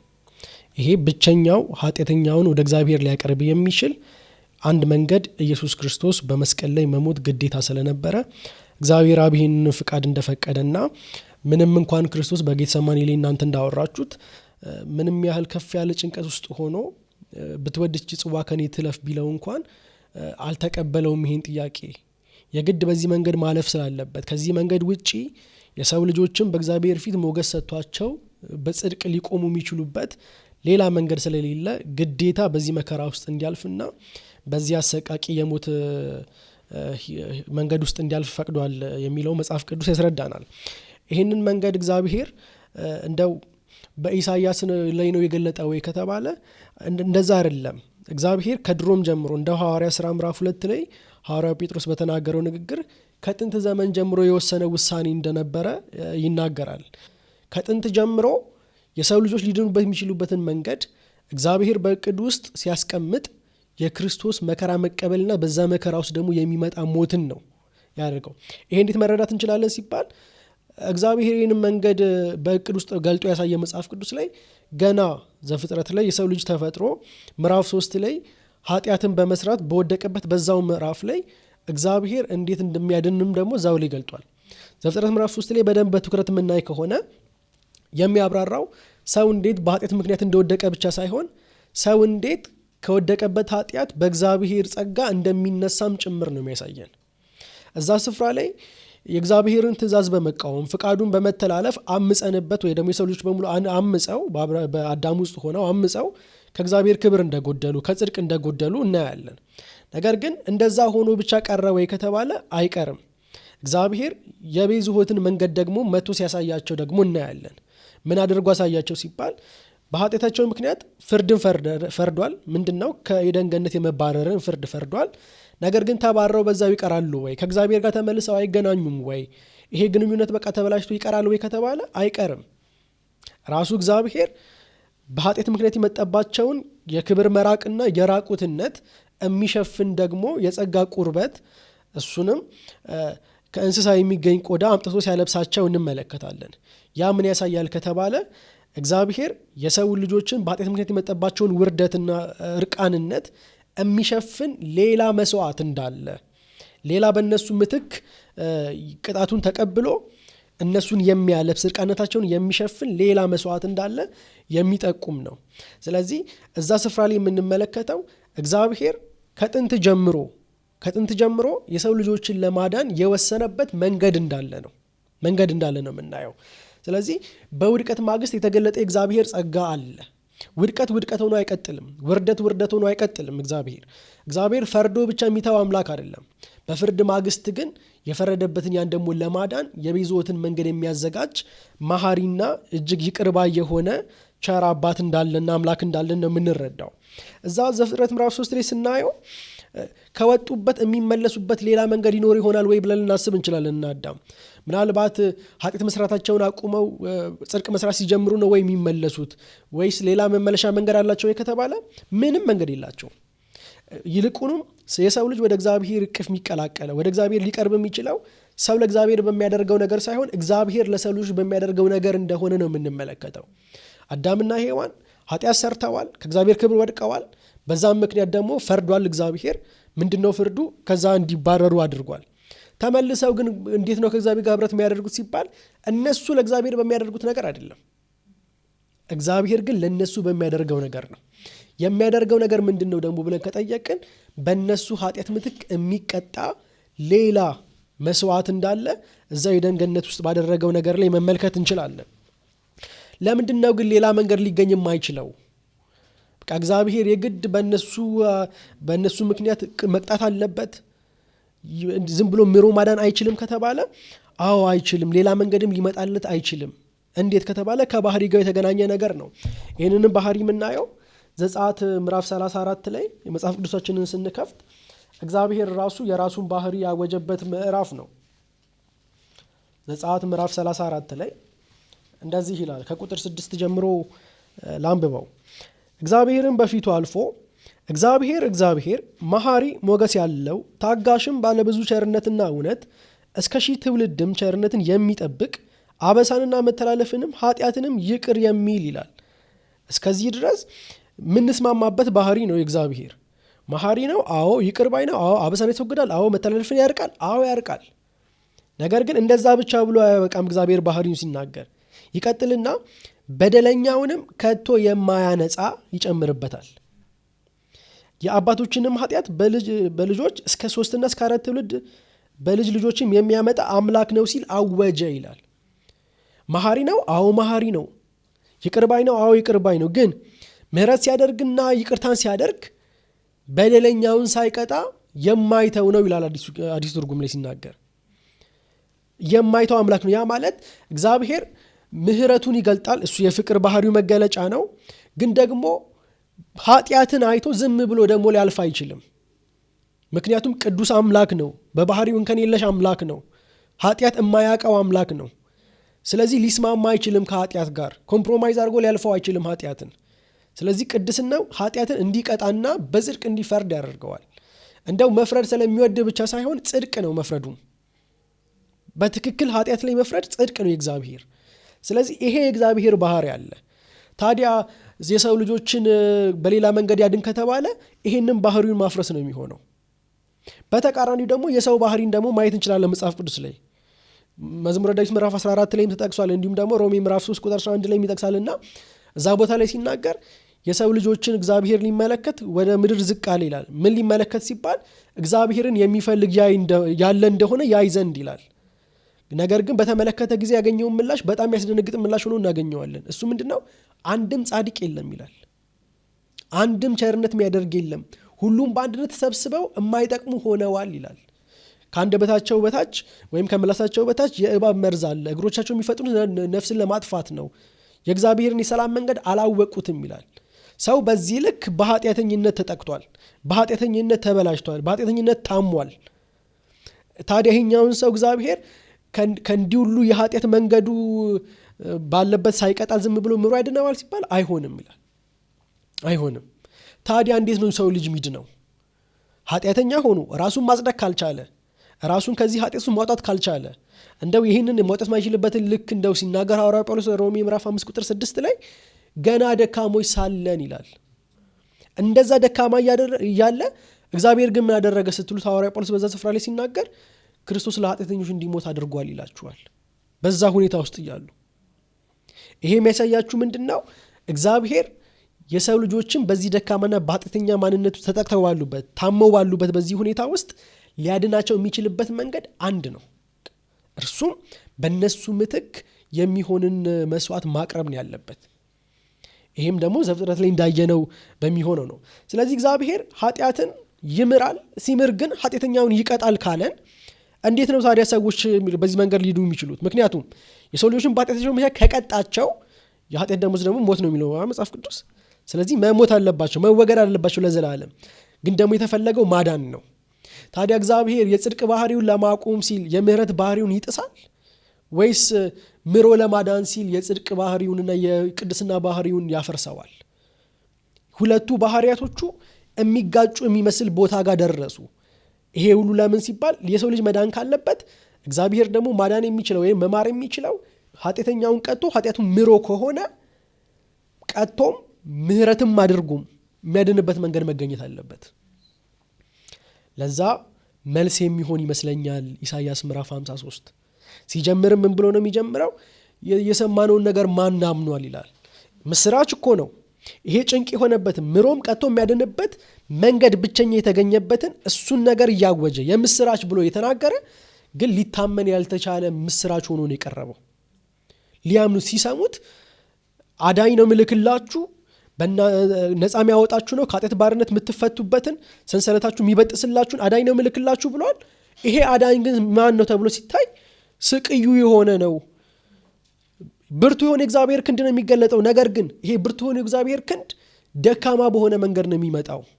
ኃያል የሆነው የእግዚአብሔር የማዳን ክንድ በደከመ ሁኔታ እንደዚህ ነው የሚገለጠው ሲባል ማን ያምናል? እንደ አዳኝ ነው ሲባል ብርቱ ነገር ነው የሚጠበቀው። ነፃ አውጪ ነው ሲባል ጎበዝ የሆነ ነገር ነው የሚጠበቀው፣ ሞገስ ያለው ነው የሚጠበቀው። ነገር ግን ቅድም እንዳወራችሁት የተናቀ ይለዋል። የህማም ሰው እንደው ደዌ ያልተለየው ሰው፣ ህማም ያልተለየው ሰው ነው። እኛም አላከበርነውም፣ እንወደው ዘንድ ደም ግባት የለውም። በዚህ አይነት መንገድ መጥቶ ነፃ ያወጣናል። ይሄ ነበረ ሊቀበሉና ምስራቹን ሊያምኑ ያልቻሉበት። እግዚአብሔር ግን የሰው ልጅ ባህሪውን ባስማማ ሁኔታ የጽድቅ ባህሪውንም ፍረድ የሚለውንም የጽድቅ ባህሪውንም አስማምቶ ማራቸው የሚለውንም ደግሞ የምህረት የፍቅር ባህሪውን አስማምቶ ሊያድንበት የሚችልበት መንገድ ምንድን ነው ሲባል እግዚአብሔር ከጥንት ጀምሮ ያቀደው በመስዋዕትነት የሚደረግ ድህነት ነው። እሱንም ሌላ አካል ከምድር ላይ ሊገኝ አልቻለም። ምክንያቱም ምድር ላይ ያለ ሰው በሙሉ በተመሳሳይ በኃጢአት በሽታ የተጠቃ ነው። ነፃ አውጪ የሆነ ከምድር ሊገኝ የሚችል ማንንም አልነበረም። ያለው አማራጭ የገዛ ክንዱ መድኃኒትን አደረገች እንደሚል መጽሐፍ የራሱን የገዛ አንድያ ልጁን በሰው ልጆች ፈንታ መስዋዕት እንዲሆን ወደ ምድር ልኮታል። ሲመጣም ልክ እዚህ ላይ እንዳየነው የተናቀና ስቅዩ የሆነ መሲህ፣ ማንም ሊወደውና ሊያከብረው የማይችለው ይልቁኑም በእግዚአብሔር ፍርድ ውስጥ በራሱ ኃጢአት እየተቀጣ እንዳለ እስክንቆጥረው ድረስ የሚያደርግን የሚያሳቅቅ መከራ የተቀበለ የሚያሳፍርም ሀፍረቱን የተቀበለ የሄደበት መንገድ እናያለንና ለምን ዝም አለ እግዚአብሔር ከተባለ በትክክልም ብቸኛው ያለው መንገድ ሰው ልጆች ነፃ የሚወጡበት መንገድ ይሄው ስለሆነ ነው። ለዚሁ ነው ኢሳይያስ ምዕራፍ 53 ከቁጥር 6 ጀምሮ ካነበባችሁት እግዚአብሔር የሁላችንንም በደል በሱ ላይ አኖረው ይላል። ምክንያት ከተባለ እኛ ላይ የመጣ ፍርዱ የመጣው ኃጢአተኞች በመሆናችን ነው። ፍርዱ የሚነሳው ኃጢአታችን ሲነሳ ብቻ ነው። ስለዚህ እኛን ምሮ የእኛን ኃጢአት ደግሞ ቀጥቶ ማዳን ካለበት እግዚአብሔር ምህረቱን ለእኛ ቅጣቱን ለክርስቶስ መስጠት ካለበት ኃጢአቱ ከእኛ ተነስቶ ክርስቶስ ላይ መሄድ አለበት። ስለዚህ የሰው ልጆችን በሙሉ ኃጢአት አነሳና እግዚአብሔር ኢየሱስ ላይ አኖረው። ያ ሲሆን እኛ ላይ የነበረው ፍርድ ኃጢአቱ እሱ ላይ ስለተጨመረ ከእኛ ላይ ተነስቶ ፍርዱን ማለ ይሄዳል፣ ኢየሱስ ላይ ይሄዳል። ከዛም የተነሳ ቁጥር 10 ላይ በደዌ ያደቀውም ዘንድ ፈቀደ ይላል። አይገርምም? አባት ልጁን ለመግደል ፈቀደ። አባት ልጁ ላይ ለመጨከን ፈቀደ። ልክ ሮሜ 8 ላይ እንደሚናገረው ለገዛ ልጁ ሳይራራለት ነው የሚለው። በጭካኔ ይህንን መንገድ እንዲጓዝና በሞት ጎዳና እንዲያልፍ ፈቀደ። ምክንያቱም ይሄ ካልሆነ ብዙዎችን ወደ ቤተሰቡ ሊጨምር አይችልም። ዕብራውያን 2 ላይ እንደሚናገረው ብዙዎችን ልጆች ብሎ ለመጥራት ነው ወደ ክብር ለማስገባት የግድ የድነታቸውን ራስ ያውም ክርስቶስን በመከራ ይፈጽመው ዘንድ የተገባ ሆነ ይላል። ለዛ ሌላ አማራጭ መንገድ ስለሌለ ነው እግዚአብሔር ልጁን በእንዲህ አይነት አዋራጅና አሰቃቂ የሞት መንገድ ውስጥ እንዲያልፍ ፈቀደው የሚለውን መጽሐፍ ቅዱስ እንዲህ ባለ መንገድ ይነግረናል ማለት ነው። እሺ እግዚአብሔር ይመስገን። ሌላ ምን ይባላል? የጌታችንን ስቃይ መከራውን ሲያወሩ ነበረ ቅድምና ሰውነታችን የሆነ ስሜቱ እስኪሰማህ ድረስ ያው ነው የሚመጣበት በተለይ የክርስቶስ ስቃይ መከራው ማለት ነውና ይሄንን ሁሉ እግዚአብሔር መከረኛው አገልጋይ ለምን አዘጋጀ? ለምንድን ነው ይሄንን መንገድ የፈቀደው ብሎ ቅድም ወጣት ቢኒያ ጥሩ አድርጎ ይሄንን ሐሳብ አብራርቷል ማለት ነውና ይሄ ጉዳዩ ሲሪየስ ነው። የወንጌላችንን ማዕከል የሆነ ጥያቄ ነው። እግዚአብሔር ሌላ አማራጭ ነበረው ወይ ዓለምን ለማዳን? የወደቀ ሰው አለ፣ ቅዱሱ እግዚአብሔር አለ። እግዚአብሔር ደግሞ ቅዱሱም ነው። ቅድም የእግዚአብሔርን ባህሪያት ሲያነሳ ነበርና ወጣቱ ቢኒያ ማለት ነው የእግዚአብሔር ባህሪ አለ። ያው እግዚአብሔር ቅዱስ ነው፣ እግዚአብሔር አፍቃሪ ነው። ስለዚህ እግዚአብሔር ፍቅሩ ለምን ይጠይቀዋል? ለምህረት ይጠይቀዋል። ቅድስናው ደግሞ ለፍርድ ይጠይቀዋል። ለዚህ በኃጢአት ላይ ያለውን ዋጋ የእግዚአብሔር ቅድስና የጠየቀውን ዋጋ እንግዲህ የሚከፍል መገኘት ነበረበት ማለት ነው። ያም የተገኘው ስቁዩ አገልጋይ ነው ማለት ነው። ለምን ከተባለ ኃጢአት ምንድነው? ኃጢአት ማለት የኃጢአትን መተርጎም ያስፈልጋል ለዚህ ቅጣት ማለት ነውና ኃጢአትን ስናስብ ኃጢአት በእግዚአብሔር ላይ ማመጽ፣ እግዚአብሔርን መቃወም፣ እግዚአብሔርን መናቅ፣ በእግዚአብሔር ላይ መሸፈት ሽፍታነት ነው። ኃጢአት አመጽ ነው ኃጢአት ማለት ነውና እግዚአብሔር ደግሞ በቸርነቱ በፍቅሩ በኩል ቅድስናው ለፍርድ እየጠየቀ ደግሞ ይሄንን ሽፍታ የሆነ በእግዚአብሔር ላይ ያመጸ፣ በእግዚአብሔር ላይ የተነሳ፣ በእግዚአብሔር ግዛት ላይ የሸፈተን ሰው ነው ለማዳን የፈለገው። በኃጢአት ምክንያት የእግዚአብሔር ጠበኛ ነበረ ዓለም። የአዳም ልጆች ቀዳማዊ አዳም ልጆች የእግዚአብሔር ጠበኞች ነበር። የእግዚአብሔር ጠበኞች ነን፣ ዓለም የእግዚአብሔር ጠበኛ። ያንን የሱ ተቃዋሚ የሱ ጠበኛ የሆነውን ዓለም ነው እግዚአብሔር ለማዳን የፈለገው። እንዴት አድርጎ ያድነው? እግዚአብሔር ፍርደ ገምድል አምላክ አይደለም ይባላል። እግዚአብሔር የሚሰራው ቅዱስ ስለሆነ በጽድቅ ነው የሚሰራው ማለት ነው። ስለዚህ አሁን በዚህ መንገድ ለማዳን ሲፈልግ ቅድስናው ለፍርድ ይጠይቀዋል፣ ፍቅሩ ደግሞ ለምህረት ይጠይቀዋል። ቅድም ወንድማችን እንዳብራራው ማለት ነው። ለዚህ ያንን የሚያጣጣሚበት ቦታ መስቀል የተባለው ይሄ ስቁዩ አገልጋይ የዓለምን ኃጢአት የሚቀበል ያንን ዋጋ ደግሞ የሚከፍል መገኘት ነበረበት ማለት ነው።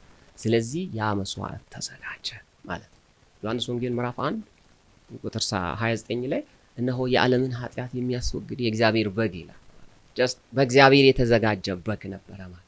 እግዚአብሔር ዓለምን ለማዳን ዓለምን ለማስታረቅ የሱ ተቃዋሚ የሆነው የእግዚአብሔር ጠበኛ የሆነው ዓለምን ለማዳን በሱ የተዘጋጀ መስዋዕት ነው። ይሄ መስዋዕት ደግሞ ኢሳይያስ 53 ላይ አይቶታል ማለት ነውና ለዚህ ይሄኛው በዚህ መንገድ ሲያልፍ ኢሳይያስ በደንብ አድርጎ የሆነ ስዕል ነው የሳለልን ማለት ነው። ቅድም ቢኒም ሲያነሳ እግዚአብሔር ከዚህ ውጪ ሌላ አማራጭ መንገድ ነበረው ወይ ዓለምን ለማዳን ዓለምን ለማጽደቅ የሚለው ሐሳብ ላይ ጥሩ ሲያወራ ነበረ ማለት ነው። የብሉይ ኪዳንን አገልግሎት ስንመለከት ወይንም ያለፈውን ኪዳን ስንመለከት በታሳቢነት ሲሰራ የነበረ ኪዳን ነው። እና በዛ ውስጥ ነው እግዚአብሔር የልጁን መስዋዕትነት፣ የልጁን ስራ፣ የልጁን ደም፣ የልጁን የምትክነት ሞት ነው ሲያይ የነበረው ማለት ነው። እና ስለዚህ ብቸኛው መንገድ ዓለም የሚድንበት መንገድ ይሄ መንገድ ነው።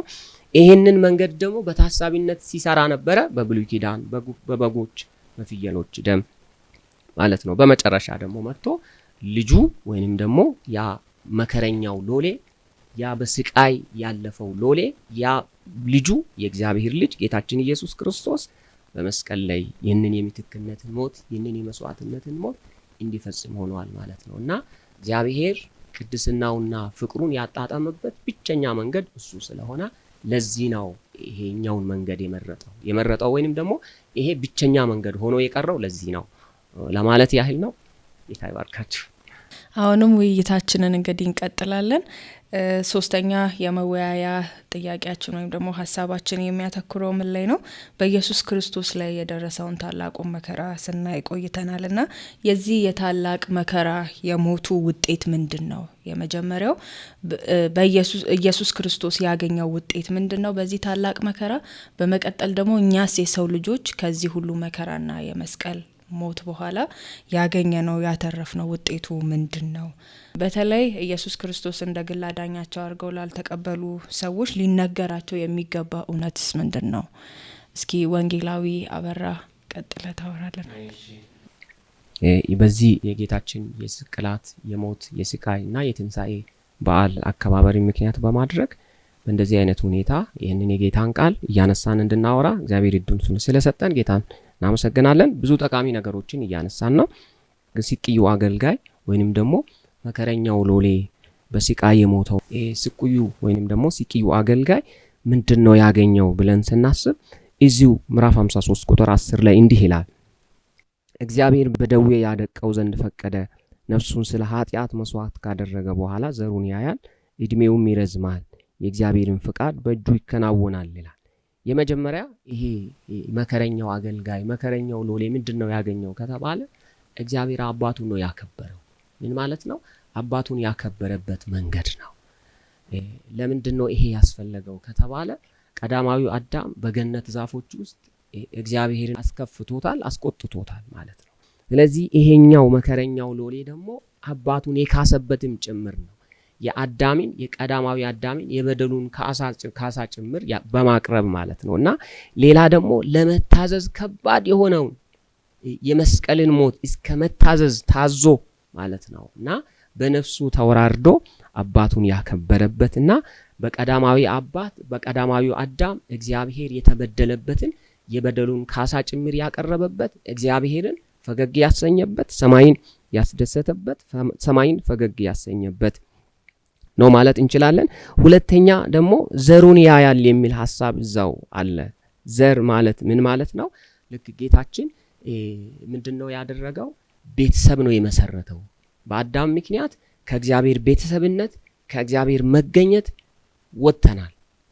አሁን ደግሞ እግዚአብሔር ቤተሰብ ነው መመስረት የፈለገው ማለት ነው። ከሱ የጠፋ ቤተሰብ አለ። ያንን ቤተሰብ ምን ማድረግ ፈለገ? እንደገና ያንን ቤተሰብ መመስረትና በዛ ቤተሰብ ውስጥ መኖር ነው የፈለገውና ስለዚህ ዘሩን ያያል የሚለው ቃል ኢሳይያስ ምዕራፍ 1 ቁጥር 9 ላይ እንዲህ ይላል፣ እግዚአብሔር በጸባኦት ዘሪን ባያስቀርልን ኖሮ እንደ ሰዶም በሆን ነበር፣ እንደ ገሞራም በመሰል ነበር ይላል። ምን ማለት ነው? ይሄ ዘር የሚለው ትሩፋን ወይንም ቅሬታዎች ማለት ነው። በእግዚአብሔር ምሕረት የተረፉ በእግዚአብሔር ምሕረት የቀሩ ማለት ነውና ስለዚህ ዘሩን ሲያገኝ ጌታችን ደግሞ ምንድነው ያደረገው? እነዚህ ዘሮቹ ምን የሚያደርጉ ናቸው? እሱ ያከበረውን አምላኩን አባቱን የሚያከብሩ ምን ማለት ነው?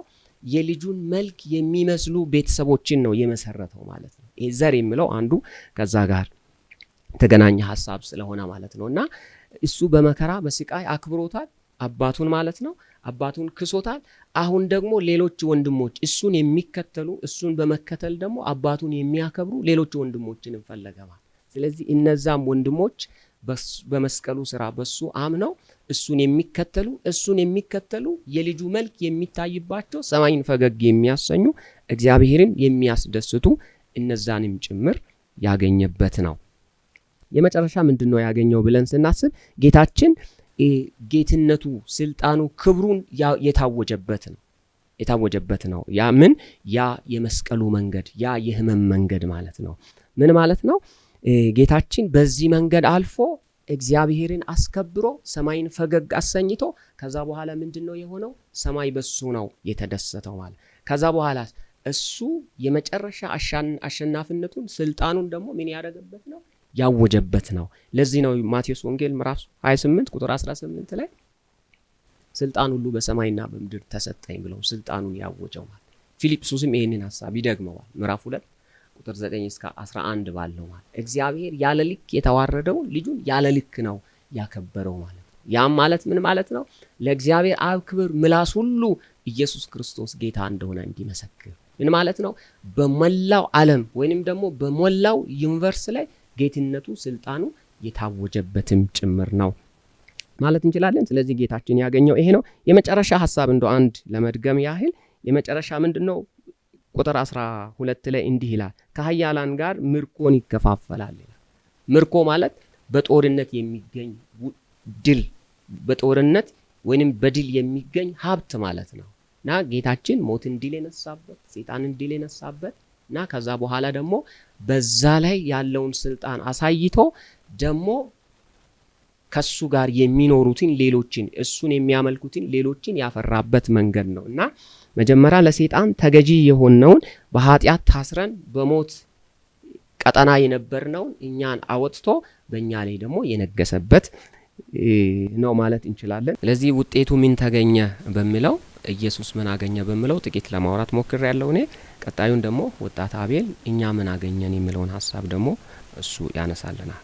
ሁላችሁንም እግዚአብሔር ይባርካችሁ። ጥሩ ጊዜ እያሳለፍን እንደሆነ አስባለሁ እና አሁን እኛ ምን አገኘን የሚለውን ኢሳይያስ እዚሁ በመጽሐፉ ላይ የሚነግረን እዚሁ ምዕራፍ 53 ቁጥር 5 እስከ 6 ባለው ሐሳብ ላይ እኛ ያገኘነውን ነገር ይነግረናል እና እርሱ ግን ስለ መተላለፋችን ቆሰለ፣ ስለ በደላችንም ደቀቀ ይላል።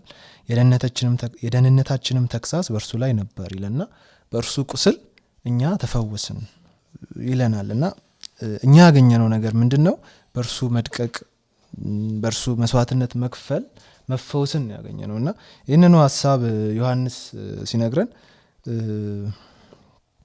በእርሱ የሚያምን ሁሉ የዘላለም ሕይወት እንዲኖረው እንጂ እንዳይጠፋ እግዚአብሔር አንድያ ልጁን እስኪሰጥ ድረስ ዓለሙን እንዲሁ ወዷልና ብሎን የሚያነሳልን ሐሳብ አለ። ከዛ በተጨማሪ ጌታ ኢየሱስ ስለ ስቅለቱ በሚናገርበት ማቴዎስ 16 ላይ ሰው ዓለምን ሁሉ ቢያተርፍ ነፍሱን ግን ቢያጎድል ምን ይጠቅመዋል ይላል እና ወይስ ሰው ስለ ነፍሱ ቤዛ ምን ይሰጣል ብሎ ጌታ ኢየሱስም የሚጠይቅበት ሐሳብ አለ እና እኛ ምን አገኘን የሚለውን ዮሐንስም እንደነገረን የዘላለም ሕይወት ማግኘታችን ይነግራል። እና የጌታ ኢየሱስ እንግዲህ የመጀመሪያው አመጣጥ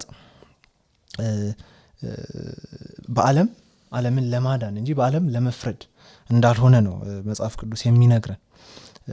ይህንኑ ሐሳብ ዕብራውያን ላይ እንግዲህ ይሄ የመጣበት አመጣጥን ጌታ ኢየሱስ የከፈለውን ዋጋ ችላ ማለት ዋጋ ሊያስከፍል እና ትኩረት የሚሻ ጉዳይ እንደሆነ ነው በዕብራውያን ምዕራፍ 2 ላይ የሚያነሳልን እና ሕያው መሆን የቻልነው የዘላለም ሕይወትን ያገኘነው የእግዚአብሔር ቤተሰብ ይሆን ነው። ኢሳይያስም ወረድ ብሎ ምዕራፍ 53 እዛው 10 ላይ እንደሚለን የኃጢአት መስዋዕት ካደረገ በኋላ ዘሩን ያያል እድሜውም ይረዝማል ይላል እና ዘሩን ያያል እድሜውም ይረዝማል የሚለው ሐሳብ እኛን የእግዚአብሔር ቤተሰብ የማድረግ ስራ ነውና ጠቅለል ባለ ሁኔታ ምንድነው ያገኘነው የሚለው ምንድነው? በክርስቶስ ኢየሱስ በከፈለው መስዋዕትነት የስቅዩን አገልጋይ ስለኔ ነው ብለን ስናምን የእግዚአብሔር ልጆች ነው ይሆን ነው እና የእግዚአብሔር ቤተሰብ ነው ይሆን ነው እና ከእግዚአብሔር ጋር ታርቀናል እና ይሄ ትልቅ መታደል ነው። ቤተሰብ ያደረገን ጌታ ኢየሱስ ይባረክ። አሜን። እሺ ወጣት አቤል ባብራራው ሐሳብ ላይ ለመጨመር ያህል ማለት ነው እኛ ምን አገኘን ለምለው በእውነት እኛ ምን አለ ያላገኘ ነው በጌታችን ስራ ማለት ነው እና እንደው በጥቅሉ እንመልስ ከተባለ ማለት ነው እና ግን ምን አግኝተናል? እዚህ ቁጥር 11 ላይ እንዲህ ይላል፣ ከነፍሱ ድካም ብርሃን ያያል ደስም ይለዋል፣ ጻድቅ ባሪያዬ በእውቀቱ ብዙ ሰዎችን ያጸድቃል ይላል። በጣም ወሳኝ የሆነ ሐሳብ ነው። ቅድም ሁለተኛን ጥያቄ ላይ ይህንን ሐሳብ ወጣት ቢንያም ሲያነሳ ነበረ ማለት ነው እና እግዚአብሔር ከጽድቅ የጎደለ ከእውነት የጎደለ ከእግዚአብሔር መገኘት የጎደለን ሰው ያጸደቀበት መንገድ ነው ይሄ የመስቀሉ መንገድ ማለት ነው። እና ጽድቅ ማለት ምን ማለት ነው? ጽድቅ ማለት የእግዚአብሔር ባህሪ ማለት። ስለዚህ እግዚአብሔር ትክክለኛ ያልሆነውን ሰው በኃጢአቱ ተፈርዶበት ሞቱን እየተጠባበቀ ያለውን ሰው ያጸደቀበት ምን ማለት ነው? ይሄ አጸደቀ የሚለው ቃሏ የፍርድ ቤት ቃል ነች እና በወንጀል ተመስክሮበት ተፈርዶበት ወንጀለኛ ነው፣ የዘላለም ሞት ነው የሚጠብቀው ወይንም ደግሞ የገሃነም ፍርድ ነው የሚጠብቀው ማለት ያንን ሰው እግዚአብሔር ያጸደቀበት መንገድ ነው። ምን ማለት ነው? እግዚአብሔር ጽድቁን በመስቀሉ በኩል ለሰው ልጆች ስጦታ አድርጎ ነው የሰጠው። እግዚአብሔር ይመስገን። እና በጣም በቃ ሁል ጊዜ በምንም ልናገኝ የማንችለው በእግዚአብሔር ዘንድ ትክክለኛ ሆነን ምን ሆነናል? ተቆጥረናል። እግዚአብሔር ጽድቁን በመስቀሉ በኩል ለኛ ተቆጠረልን። እሱ የኛ ኃጢአት ሲሸከም እግዚአብሔር ልጁን በደዌ ሲቀጠቅጥ ምን እያደረገ ነው ማለት ነው? ጽድቁን የራሱን ባህሪ ለሰው ልጆች የሰጠበት ማለት። እግዚአብሔር ይመስገን። ሁላችንም እንድንዘምር ጌታን እንድንወድ ከሚያደርጉን ምክንያቶች አንዱ ይሄ ነው። ቁጥር 5 ላይ ቅድም ወንድማችን ሲጠቅስ ነበረ ማለት ነው። እርሱ ስለ መተላለፋችን ቆሰለ፣ ስለ በደላችንም ደቀቀ፣ የደህንነታችንም ተግዛዝ በእርሱ ላይ ካለ በኋላ በእሱ ቁስል ተፈወስን ካለ በኋላ እኛ ሁላችን እንደ በጎች ተቅበዝብዘን ጠፋን ይላል። ምን ማለት ነው? ይሄ መቅበዝበዝና መጥፋት ማለት አቤልን ታሪክ ቃየልን ታሪክ እናውቃለን። ዘፍጥረት ምዕራፍ 4 ላይ ያለው ማለት ነው። እና ቃየል አቤልን ከገደለ በኋላ ኃጢአቱን ተሸክሞ እግዚአብሔር ረገመው፣ መቅበዝበዝ ጀመረ ማለት ነው። ስለዚህ መጽሐፉ ምለው ምዕራፍ 4 ላይ ቃየልም ከእግዚአብሔር ፊት ወጣ ይላል። በቃ ኃጢአት ሰውን ከእግዚአብሔር ፊት ማውጣት፣ ኃጢአት ሰውን ከእግዚአብሔር መገኘት ማባረር ማራቅ ነው ማለት። ስለዚህ እኛ የራቅነውን ልክ ነው እሱ የቀረበን ማለት ጌታችን ኢየሱስ ክርስቶስ። ምን ማለት ነው? እኛን በቀረበ ቁጥር ደግሞ ሰማይን እየራቀ ነው የመጣው ማለት። ምን ማለት ነው? ስንቅበዘበዝ ቅብዝብዝ ነበርን ማለት። ይሄ እርግማን ማለት ነው። እርግማን ውስጥ ያለንን እኛን እረኛ የሌለንን እኛን ፍለጋ መጣና እረኛ ሆነልን ማለት። የሱ በጎች ሆነን የቀራንበት ማለት። ይሄ የአዲስ ኪዳን አስተምሮ ነው። እግዚአብሔር ይመስገን። የመጨረሻ እኛ ምንድነው ያገኘነው ከተባለ ጸድቀናል ይነናል፣ እረኛ አግኝተናል ይነናል። ቅድም ደግሞ ወንድማችን ስላነሳው ይሄ በቂ ነው ማለት እንችላለን፣ ወይንም ደግሞ በቂ ሐሳብ ነው የተነሳው። ግን እንደው ይሄንን የጌታን ስራ ይሄንን የመከረኛውን አገልጋይ ለማታውቁ ይሄንን እየተከታተላችሁ ያላችሁ ለእናንተ መልእክት ያለን ምንድነው? እግዚአብሔር የሁላችንንም ኃጢአት የሁላችንንም በደል የቆጠረበት አንድ አለ። ለሰው ልጆች ኃጢአት ምን የሆነ ነው? የተንከራተተ ነው። ወይንም ደግሞ የሰውን ልጆች ኃጢአት ተሸክሞ የሚቅበዘበዝ ነው። ኢሳይያስ ስዕል ነው የሳለልን ማለት ነው። ያም ስዕል ምንድነው? ስዕሉን በቁጭት ነው የሚስለው። ይሄ ሁሉ ዋጋ ተከፍሎ ግን ማን ነው ያመነው? ማን ተቀበለን ብሎ የቁጭት ጩኸት ነው የሚጮኸው ማለት ነው። እና ስለዚህ ዛሬም ወደዚህ እውነት ያልመጣችሁ ከዚህ እውነት የራቃችሁ ለእናንተ ያለን መልእክት ይሄ ነው። ወደዚህ ወደ ሞተላችሁ እረኛችሁ ሊሆን ነፍሱን ወደ ተዋው ወደዚህ ጌታ እንድትመጡ ጌታ ኢየሱስ ክርስቶስን የማታውቁ ያልተቀበላችሁ የማትከተሉ ካላችሁ ልትጸድቁበት የምትችሉት በሱ በማመን ነው።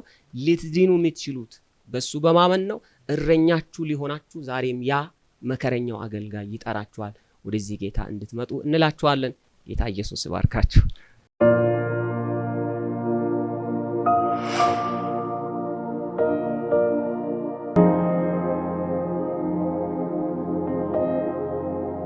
ውድ ተመልካቾቻችን በድጋሚ እንኳን ለጌታችን ለመድኃኒታችን ለኢየሱስ ክርስቶስ የስቅለትና የትንሣኤ በዓል በሰላም አደረሳችሁ ማለት እወዳለሁ። እንግዲህ ከኛ ጋር ቆዩ። አሁንም ብዙ የሚጠቅሙ ነገሮችን እያነሳን ያለ ነው። አሁን ተነስቶ የነበረው ወንጌላዊ አበራና ወንድማችን አቤል በኢየሱስ ክርስቶስ ሞትና ስቃይ መከራ ምክንያት እኛ የሰው ልጆች ያገኘናቸውን በረከቶች ሲያነሱ ነበርና እንግዲህ የሚታወቅ ነው። ከእግዚአብሔር ከተለየም በኋላ ተቅበዝብዘን ጠፍተን ነበር። አዳኝ አልነበረንም።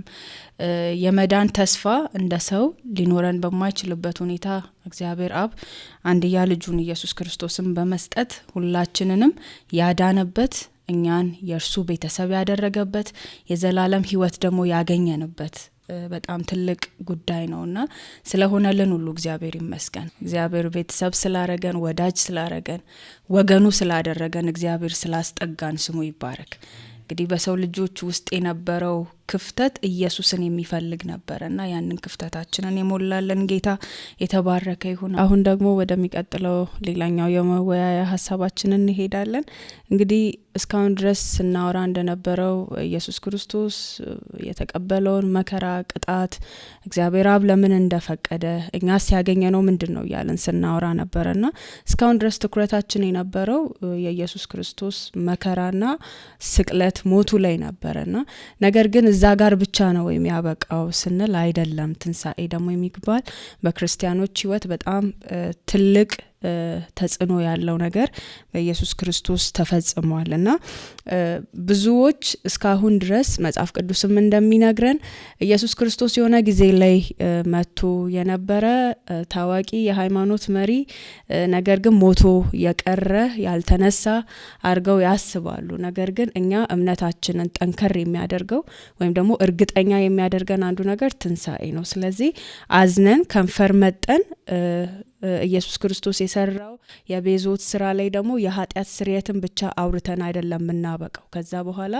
ያገኘናቸው በረከቶች አሉ በትንሳኤ። ስለዚህ በትንሳኤ እኛ አማኞች ምንድነው ያገኘነው የሚለውን ሀሳብ ከወንድማችን ቢኒያም ጋር እንቀጥላለን።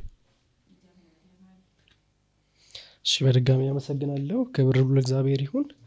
ያየናቸው ባሉ ሀሳቦች ተመልካቾችም ትምህርት እየወሰዱ ነው ብዬ አስባለሁ። እኛም እዚህ ተማርን ስለሆነ ክብር ሁሉ ለእግዚአብሔር ይሁን።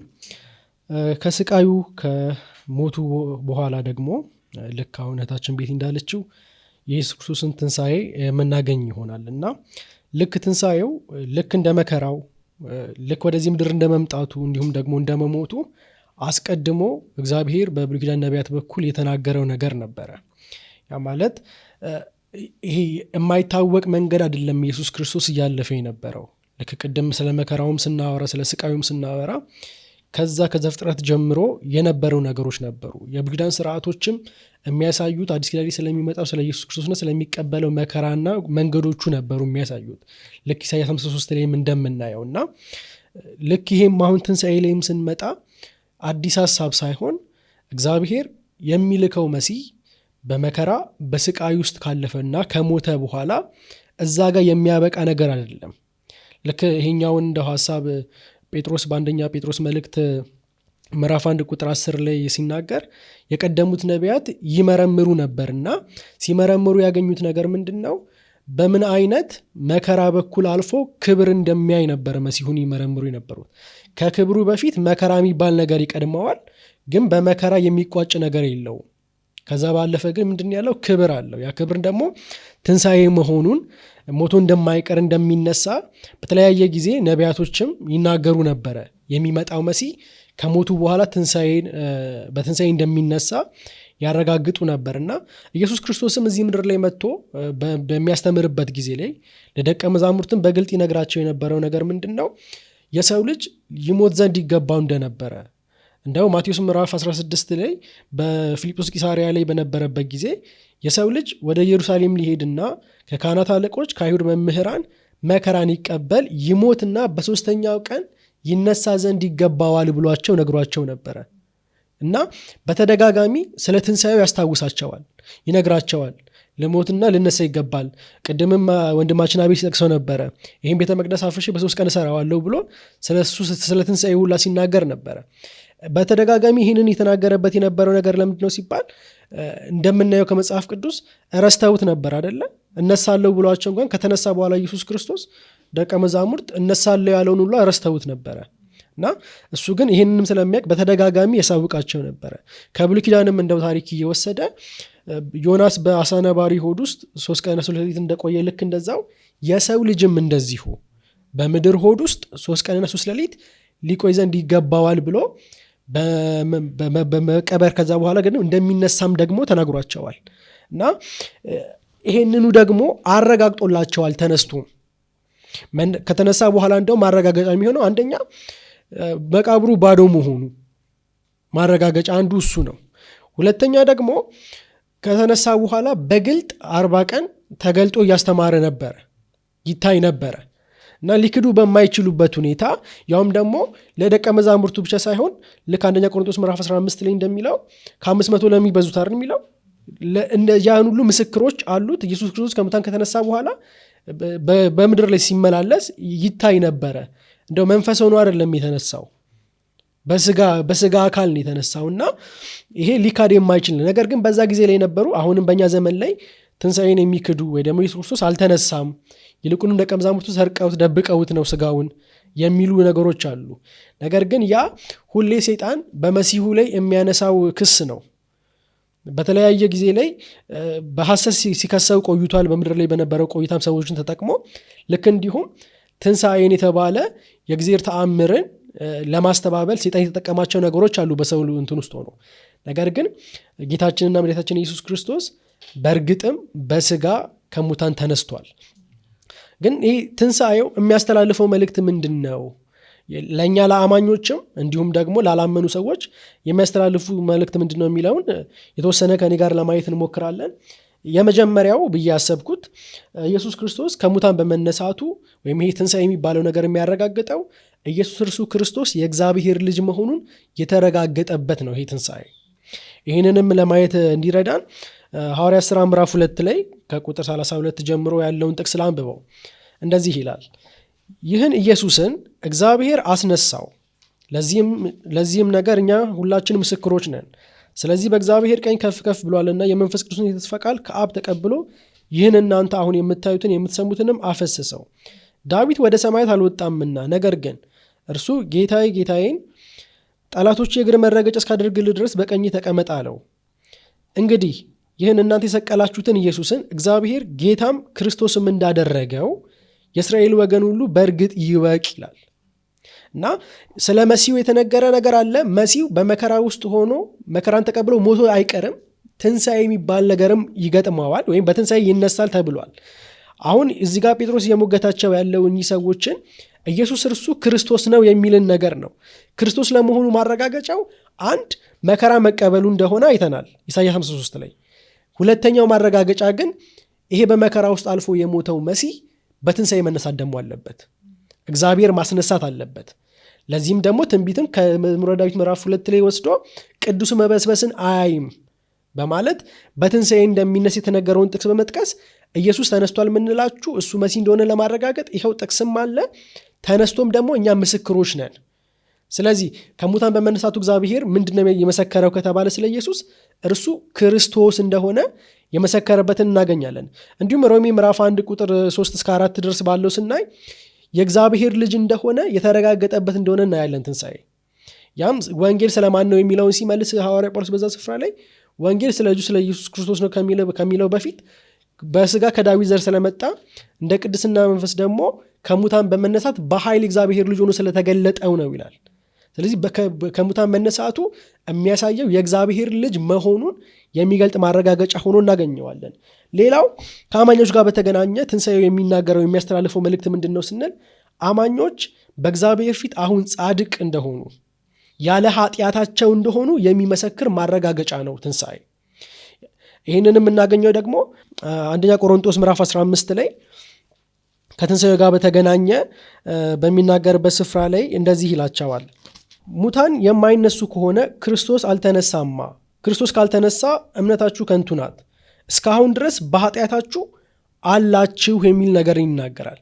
ስለዚህ ኢየሱስ ክርስቶስ ከሙታን አልተነሳም የምንል ከሆነ በመስቀል ላይ የሰራው ስራን ወይ ደግሞ ስለኛ ኃጢአት የሞተውን ስራ አልተፈጸመም እያልን ነው። ያ ደግሞ በሌላ ቋንቋ እዚህ ጋር እንደተጠቀሰው ሐዋርያው ጳውሎስ እስካሁን በኃጢአታችሁ አላችሁ ነው። ስለዚህ በኃጢአት ያለ ሰው ደግሞ ጻድቅ አይባልም። ስለዚህ ክርስቶስ ከሙታን አልተነሳ የምትሉ ከሆነ በተዘዋዋሪ ስለኛ እያወራን ስለ አማኞች እያወራን ያለ ነው፣ ኃጢአታችን አልተወገደም እያልን ነው። ግን ይህንን ጥቅስ ገልበጥ ስናደርገው ኢየሱስ ከሙታን ተነስቷል ብለን የምናምን ከሆነ ኃጢአታችን ምን ብሏል እያልን ነው? ተወግዷል፣ እስካሁን በኃጢአታችን ውስጥ የለንም እያልን ነው። ልክ ይህንኑ ሐሳብ ሐዋርያው ጳውሎስ በሮሜ ምዕራፍ 4 መጨረሻ ቁጥር ላይ ቁጥር 25 ላይ ሲናገር ስለ አብርሃም የመጽደቅ ወይ ደግሞ ጽድቅ ስለተቆጠረለት ስለ አብርሃም ከተናገረ በኋላ ተቆጠረለት የሚለው ቃል ለሱ ብቻ አይደለም ያገለገለው ይለናል። ይልቁንም ኢየሱስ ክርስቶስ ስለ በደላችን ታልፎ እንደተሰጠ እኛንም ደግሞ ስለ ማጽደቅ እንደተነሳ ለምናምን ለእኛ ጽድቅ ሆኖ ይቆጠርልን ዘንድ አለው ይላል። ስለዚህ ትንሣኤው ቀጥታ በሚገናኝ ሁኔታ ከመጽደቃችን ጋር የሚስማማ ነገር ነው። ተነስቷል ክርስቶስ ካልን ጸድቅ ያለሁ እኔ እያልን ነው። በኃጢአቴ የለሁም እኔ እያልን ነው። ይሄ የሆነው ግን መስቀል ላይ የተሰራውን ስራ ያመጣው በረከትን ነው የሚያረጋግጥልን። በመስቀል ላይ ኃጢአታችን እንደተከፈለ የኃጢአት ዕዳ እንደተወገደ። ምክንያቱም በኃጢአት ምክንያት ሁለት ነገሮች ናረል ሐዋርያው ጳውሎስ በጲስድያ አንጾኪያ ላይ ሐዋርያ ሥራ ምዕራፍ 13 ላይ ሲመሰክርና የዘጋበትን ንግግር ካያችሁ ይሄ ነገር በእናንተ ዘንድ የታወቀ ይሁን ይላል። ምን ሲባል የኃጢአት ስርየት በእርሱ በኩል እንዲነገርላችሁና በሙሴ ሕግ ትጸድቁበት ዘንድ ከማይቻላችሁ በእርሱ በማመን ትጸድቁ ዘንድ ይሄ በእናንተ ዘንድ የታወቀ ይሁን ይላል። ሁለት ነገሮች ይከናወናሉ፣ የኃጢአት ስርየትና ጽድቅ ነው። ኃጢአት ስርየት በክርስቶስ የመስቀል ስራ የሚወገድ ነው። ጽድቅ ግን በትንሣኤው ደግሞ የሚረጋገጥ እንደሆነ እዚህ ስፍራ ላይ እናነባለን። የወንጌል በረከቶች ሆነው ማለት ነው። እና ይሄኛው ሁለተኛው ሀሳብ ነው። ሶስተኛው የክርስቶስ ትንሣኤ ምንድነው የሚያረጋግጠው ከተባለ እምነታችን የያዝነው ወንጌል የምንከተለው ይሄ የእግዚአብሔር መንገድ ብለን የምንከተለው ክርስትናችን ትክክለኛ እምነት መሆኑን የሚረጋገጥበትና የተመሰከረበት ነው። ይህንንም አሁን ባነበብኩላችሁ በዚሁ በአንደኛ ቆሮንቶስ ምዕራፍ 15 ከቁጥር 17 ጀምሮ ስናይ ከላይ ጀምሬ ከ12 ብጀምር ክርስቶስ ከሙታን እንደተነሳ የሚሰብክ ከሆነ ግን ከእናንተ አንዳንዶቹ የትንሣኤ ሙታን የለም እንዴት ይላሉ? የትንሣኤ ሙታንስ ከሌለ ክርስቶስ አልተነሳማ። ክርስቶስም ካልተነሳ እንግዲህ ስብከታችን ከንቱ ነው፣ እምነታችሁም ደግሞ ምንድናት? ከንቱ ናት ይላል። ስለዚህ እንደው ሐሰተኛ ምስክሮችም ነን፣ እግዚአብሔርም ክርስቶስን አስነስቶታል እያልን የምንሰብከው ከንቱና ውሸት ነው የሚሆነው፣ በእግዚአብሔር ላይም ሐሰተኛ ምስክሮች ነው የምንሆነው ይላል። እና የያዝነው መንገድ እውነት እንደሆነ በምን እናውቃለን? ወንጌል ትክክለኛ መሆኑን በሐዋርያት የተሰበከ ወንጌል እውነተኛ መሆኑን በምናውቃለን ሲባል ክርስቶስ ከሙታን ተነስቷል በሚለው ነገር ነው። ትንሣኤ የሚያረጋግጠው ከድሮ ጀምሮ በነቢያት የተመሰከረው የእግዚአብሔር ወንጌል የእግዚአብሔር የማዳን መንገድ እውነተኛና ትክክለኛ መሆኑን እናያለን። በሐዋርያት ሥራ ሙሉ ዳሰሳውን ካያቸው ሐዋርያት ሥራን በተደጋጋሚ ሐዋርያት ስብከታቸውን ያጠነክሩ የነበረበት ቦታ ትንሣኤ ላይ ነው። ክርስቶስ ሞቷል ብለው አያበቁ፣ ተነስቷል ይላሉ። ለዚህም ደግሞ ምስክሮች ነን። እናንተ አሰቃይታችሁ የገደላችሁት እርሱን እግዚአብሔር ግን በክብር አስነስቶታል፣ ሞት ሊይዘው ዘንድ አልቻለም፣ መበስበስን አላየም እያሉ በተደጋጋሚ ሐዋርያት ሥራ ላይ ሐዋርያቶች ይሰብኩ የነበረው ትንሣኤ ላይ ፎከስ በማድረግ ነው። ትንሣኤ የክርስትናው ዓለም ዋና ማዕከል ነው፣ እምብርት ነው። ክርስትና ላይ ትንሣኤን ክደን በክርስቶስ ትንሣኤ ላይ እርግጠኞች ሳንሆን ክርስትና ላይ እርግጠኛ ልንሆን አንችልም። ስለዚህ እውነተኛ እምነት የተከተልን እንደሆነ በምን እናውቃለን ለሚለው አንዱ ማረጋገጫችን ክርስቶስ ከሙታን ተነስቷል የሚለው ዜና ነው እና ይህንን የሚያሳምን ሆኖ አግኝቸዋለሁ። እህታችን ቤቲ እዚህ ላይ ሀሳቦችን ብትጨምሪ። ወንድሜ ቢኒ በጣም ጌታ ይባርክ። በሚገርም መንገድ ስለ ትንሣኤ በረከቶችም ሲያነሳልን ነበረና በሚገርም ሁኔታ ትንሣኤ አንዳንድ ጊዜ አስባለሁ ለምን ከመስቀል በኋላ አልበቃም ብዬ አስባለሁ ብዙ ነገሮችንና ልክ እንደ መስቀሉ ሁሉ ሲባል እንደነበረው እንደ መከራው እንደ ተፈጸመበት ስቃይ ሁሉ ኢየሱስ ክርስቶስ በትንሣኤም የሆነልን በጣም ብዙ ነገር አለ። እኛ አማኞች እዛ ጋር ብቻ አላበቃም ህይወታችንና የጌታ ስም ይባረክ። እና እንደምናውቀው ትንሣኤ የእግዚአብሔር አብ አስደናቂ ኃይል የተገለጠበት ነው። የእግዚአብሔር አብ በጣም የሚያስገርም አቅሙ የተገለጠበት ነውና የሚገርመው ነገር ደግሞ በተጨማሪ ያ የትንሣኤ ኃይል ያ የትንሣኤ መንፈስ በእያንዳንዳችን ውስጥ አለ። አሁን ላይ የእግዚአብሔር ስም የተባረከ ይሁን እና ስለ ትንሣኤ ስናወራ እንግዲህ አንደኛ ቆሮንቶስ ምዕራፍ 15 ብዙ ጊዜ ይነሳል። ቅድም ቢኒም እንዳነሳው እኔም አሁን እሱን ክፍል ጠቅሼ አንድ የማወራው ነገር ይኖራል ማለት ነው። አንደኛ ቆሮንቶስ ምዕራፍ 15 ከቁጥር 20 እስከ 22 ድረስ አነባለሁ። አሁን ግን ክርስቶስ ላንቀላፉት በኩራት ሆኖ ከሙታን ተነስቷል። ሞት በሰው በኩል ስለመጣ ትንሣኤ ሙታን በሰው በኩል ሆኗል ይላል። እዚህ ጋር ስለ ሞት መነሳት ኢየሱስ ክርስቶስ በኩር ሆኖ ከሞት ተነስቷል፣ እኛም ደግሞ እንነሳለን የሚል ሀሳብ አለና ኢየሱስ ክርስቶስ በእርግጥ ታሪክን ስናገላብጥ እሱ እንኳን በህይወት ያለ ከሞት ያስነሳቸው ሰዎች ነበሩና እዚህ ጋር እያወራ ያለው ስለ የትኛው ሞትና ስለ የትኛው ትንሳኤ ነው ስንል እነዛ የተነሱ ሰዎች እና አልዓዛርም ሆኑ ሌሎቹም ከሞቱ በኋላ ዳግመኛ መበስበስን አይተዋል። ኢየሱስ ክርስቶስ ግን ከሙታን ከተነሳ በኋላ ዳግመኛ መበስበስን አላየም ማለት ነው። እሱ በመነሳቱ ያንን አረጋግጧል። አማኞች ልክ እንደ ኢየሱስ በትንሳኤ እንደሚነሱ ኢየሱስ ክርስቶስ እሱ ከሙታን በኩር ሆኖ በመነሳቱ ይሄንን አረጋግጦልናል ማለት ነው። ስለዚህ እኛ ሞተን አልፈን የምንቀር ሰዎች አይደለንም። በስተመጨረሻ ደግሞ ምን እንሆናለን? የማይበሰብስን ስጋ እንለብሳለን። ከክርስቶስ ጋር አብረን ልንኖር ደግሞ ምን እንሆናለን? ወደ እግዚአብሔር እንሄዳለን ማለት ነው። ስለዚህ የሆነ ሰዎችም ሲሞቱብን አልቅሰን የምንቀረው አይደለም። ማንም በክርስቶስ ሆኖ የሞተ ምን ይላል? ይነሳል። ይሄንን ደግሞ ያረጋገጠው ኢየሱስ ክርስቶስ ራሱ እንደተናገረው ከሙታን በመነሳቱ ነው። ስለዚህ በኩር ሲል ኢየሱስ ከሱ በፊት ሞቶ የነበረ አልነበረም ሳይሆን መበስበስን ላያይ ይሄ ቀደም ቢኒ ሲናገር እንደነበረው ሐዋርያት ስራ ላይ ሐዋርያቶቹ በጣም በሚገርም ሁኔታ ሲናገሩት የነበረው ነገር ነው። ምክንያቱም ሙሉ የሆነው ወንጌል ምንድነው?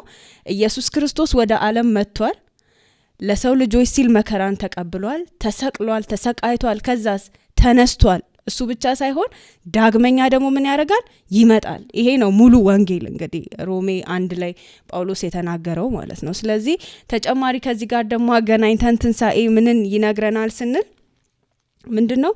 ክርስቶስ በዓለም ላይ በጽድቅ እንደሚፈርድ ማረጋገጫ ነውና ይሄንን ሳስብ አንድ ነገር ሳስብ ነበርና ጳውሎስ በአቴና ለማይታወቅ አምላክ ብለው እንግዲህ እነዛ ሰዎች ምን የሚያደርጉ ነበሩ? የሚያመልኩ ነበሩ። ብዙ አማልክቶች ነበሯቸውና ለማይታወቅ አምላክ ከዛ ጳውሎስ ምን አደረገ? ይሄን የማይታወቅ አምላክ ምን አደረግላቸዋለሁ? ልንገራችሁ፣ ላብራራላችሁ ብሎ በሚገርም ሁኔታ ያብራራላቸው አንድ ነገር ተናገረ ስለ ኢየሱስ ክርስቶስ። ስለምን ከሙታን በመነሳቱ ያረጋገጠው ነገር አለ ኢየሱስ ክርስቶስ። ያ ምንድነው? ዳግመኛ መጥቶ ምን እንደሚያደርግ በጽድቅ እንደሚፈርድ። ይሄንን እርግጠኛ ለምን ሆንን? ይመጣል ተብለን ምን አለ? መጣ ኢየሱስ። እሞታለሁ፣ ታልፌ እሰጣለሁ፣ መከራ አለ ከፊቴ አለ፣ ሆነ። እነሳለሁ ደግሞ አለ ኢየሱስ፣ ተነሳ። ከዚህ በኋላ እመጣለሁ ያለውን ደግሞ ላናምን ምንም አይነት ምክንያት የለንም። ምክንያቱም ኢየሱስ ክርስቶስ የተናገረውን ነገር ሁሉ ያደረገ ምንድነው? አምላክ ነው። ብቸኛው ተናግሮ ሁሉን ለመፈጸም አቅም ያለው ብርታት ያለው ነው ማለት ነው። ስለዚህ ምንድነው እኛ ምን የምናደርግነን? ክርስቶስን የምንጠብቅነን። ይመጣል፣ በጽድቅ ይፈርዳል። ተስፋ እንደሌላቸው እንደሚቅበዘበዙ ሰዎች አይደለንም። ስለዚህ ሁላችንም በዚህ ተስፋ መበርታት አለብን፣ አማኞችም ማለት ነው። እንደተናገረው ያረገ እንደተናገረው ደግሞ ምን ያደርጋል? ይመጣል ማለት ነው። ተጠንቅቀን መጠበቅ ያለብን ሰዎች ነን። የመጨረሻው ሀሳብ ደግሞ ምንድነው? በጣም የምናቀው የእግዚአብሔር ቃል ክፍል አለ። እሱንም አሁን አንድ ጊዜ አነበዋለሁ። አንደኛ ጴጥሮስ ቅድም ሲነሳ ነበረ፣ ሙሉ በሙሉ አይሆንም፣ እዛ ክፍል ላይ ያሉት ሀሳቦች ሲነሱ ነበር። አንደኛ ጴጥሮስ ምዕራፍ 1 ከቁጥር 3 እስከ 4 ድረስ የእግዚአብሔር ቃል እንደዚህ ይላል። ኢየሱስ ክርስቶስ ከሙታን በመነሳቱ ለሕያው ተስፋና ለማይጠፋ እድፈትም ለሌለበት ለማያልፍም ርስት እንደ ምሕረቱ ብዛት ሁለተኛ የወለደን የጌታችን የኢየሱስ ክርስቶስ አምላክና አባት ይባረክ እያለ ይቀጥላልና እኛ የምናመልከው አምላክ ወይም ደግሞ እኛ የምንከተለው እምነታችን ሃይማኖታችን የሆነው ኢየሱስ ክርስቶስ የሰጠን ተስፋ ምን አይነት ነው? የሚጠፋ አይደለም፣ ፔሪሽ የሚያደርግ አይደለም፣ ለዘላለም የሚኖር ምንድነው? ሕያው የሆነ ነው። እንደውም ለሕያው ተስፋ ይለዋል፣ ለማይጠፋ ይለዋል፣ እድፈት ለሌለበት ለማያረጅ፣ ከዛ ደግሞ ለማያልፍ ርስት እያለ ይናገራል። ይሄንን በምን አረጋገጥን ሲል ኢየሱስ ክርስቶስ ከሙታን በመነሳቱ ይሄንን ምን አድርጓል? ኮንቪክሽን ሰጥ፣ እርግጠኝነትን ለኛ ሰጥቶናል ማለት ነው። ስለዚህ በምድር ላይ ያለው ነገር በሙሉ ሲጠፋ ነው ምናየው አይደለ? ያየነው ለዘላለም የሚኖር የማይጠፋ ተስፋ በኢየሱስ ክርስቶስ ያገኘ ነው። ያንንም ያረጋገጥ ነው ኢየሱስ ክርስቶስ እንደተናገረው ከሙታን በመነሳቱ ነው ማለት ነው። እዚህ ጋር ግን እህታችን ቤቲ ስታወሪ በጽድቅ እንደሚፈርድ ያወራሹ ቦታ ላይ ሞሮፍ ካላመኑ ሰዎች ጋር አገናኝተን የምንረዳው አሪፍ ነው። ምክንያቱም እዛ ቦታ ላይ አሪዮስፋጎስ አደባባይ ላይ ሐዋርያው ጳውሎስ በተናገረው ንግግር ላይ እዛ ስፍራ ላይ የነበሩ ጣዖት አምላኪዎች ናቸው። ኢቭን ደግሞ 2 የፍልስፍና ግሩፖች ነበሩ፣ ኤፌቆሮስና ስቶይኮች የሚባሉት እና አምላክ የለም ብለው የሚያምኑ፣ ፍርድ የለም ብለው የሚያምኑ፣ ከሞት በኋላ የሰው ልጅ መጨረሻው ነገሩ ሞት ነው፣ ከሞት በኋላ ፍርድ ስለሌለ በዚህ ምድራዊ ህይወታችን ላይ ተደስተን በልተን ጠጥተን እንሙት የሚል ፍልስፍና ያላቸው ሰዎች ናቸው። ለእነዚህ ሰዎች ነው እንግዲህ ሐዋርያው ጳውሎስ ሲናገር እግዚአብሔር ኢየሱስን ከሙታን በማስነሳቱ ያረጋገጠው ነገር በመጨረሻ ቀን ባዘጋጀው ቀን ላይ በሰው ልጅ አማካኝነት መጥቶ በጽድቅ እንደሚፈርድ ነው ይላል። እነማ ላይ ነው የሚፈርደው ከተባለ በክርስቶስ ያላመኑት፣ በክርስቶስ ትንሣኤ ያላመኑና ያልዳኑ ሰዎች ላይ የፍርድ ቀን እግዚአብሔር እንዳዘጋጀባቸው ይናገራል። በዚሁም እንደው መናገር የምንፈልገው በክርስቶስ ያላመኑ ሰዎች፣ በዚህ በስቅዩ አገልጋይ በከፈለላቸው ዋጋ ያላመኑ፣ በመሞቱ ያላመኑ፣ ከሞቱም በኋላ ደግሞ ባለው በትንሣኤው ያላመኑ ሰዎች የተቀጠረ የፍርድ ቀን እንዳለ፣ ይህንን ፍቅር ደግሞ የምናረጋግጠው በመነሳቱ ነው። ግን አልተነሳም ብለው መነሳቱን ክደው የተገለጠ እውነቱን ትተው ስለ ክርስቶስ ሞትና ትንሣኤ የተነገረውን ትንቢት አንሰማም ያሉ ግን በመጨረሻ የሚጠብቃቸው የፍርድ ቀን ነው። ምክንያቱም የእግዚአብሔር ልጅ በመጀመሪያ እንደመጣው ለመሞት አይደለም ድጋሚ ያሁን የሚመጣው፣ ያውም በጽድቅ ለመፍረድ ነው የሚመጣው። እኛን አማኞችን ይሰበስበናል።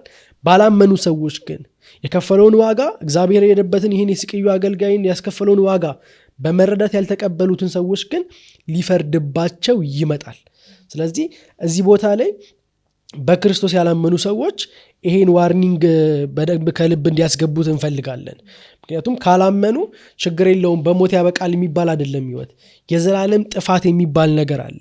ልክ አማኝ የዘላለም ህይወትን በክርስቶስ እንደወረሰ ሁሉ ያላመኑት ደግሞ የዘላለም ጥፋት የሚባል ነገር ይጠብቃቸዋል። እሱም በዚህ ፍርድ ቀን የሚወሰን ነው። ስለዚህ ከዚህ ፍርድ ቀን በፊት ተመልካቾቻችን በክርስቶስ ያላመኑ ካሉ፣ ይሄን የድነት ወንጌል ሰምተው ያላመኑ ካሉ ኢንቫይት እናደርጋለን በክርስቶስ እንዲያምኑ፣ ከዚህ ከተቀጠረ ትንሣኤው ካረጋገጠው የፍርድ ቀን እንዲያመልጡ በዚሁም ግብዣ እናቀርባለን የሚለውን ሀሳብ ለመጨመር ፈልጌ ነው። ቴንክ ዩ። ጌታ ይባርክ በጣም ቢኒ። በመጨረሻም አንድ የመወያያ ሀሳብ አነሳና ውይይታችንን እንጨርሳለን። እኛ አማኞች ክርስቶስ የከፈለውን ዋጋ፣ ስለኛ የፈሰሰውን ደም፣ ስለኛ የተከፈለውን ዋጋ በደንብ ተረድተነዋል ወይ? በዛስ ልክ ነው ወይ ምላሽ እየሰጠን ያለ ነው?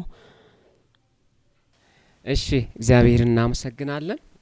እስካሁን ከቅድሙ ጀምሮ ጥሩ ሀሳቦችን እያነሳን እየተወያየን ነው። በተለይ የክርስቶስን የመከረኛውን ሎሌ አገልጋይ የሱን ስቃይ፣ ከፍ ያለን ስቃይ እያየን ነበረ በተለያየ መንገድ ማለት ነው። መጨረሻ ስንጠቀልለው ይህንን ሀሳብ የእውነት ገብቶናል ወይ? የእውነት እናቃልን ወይ?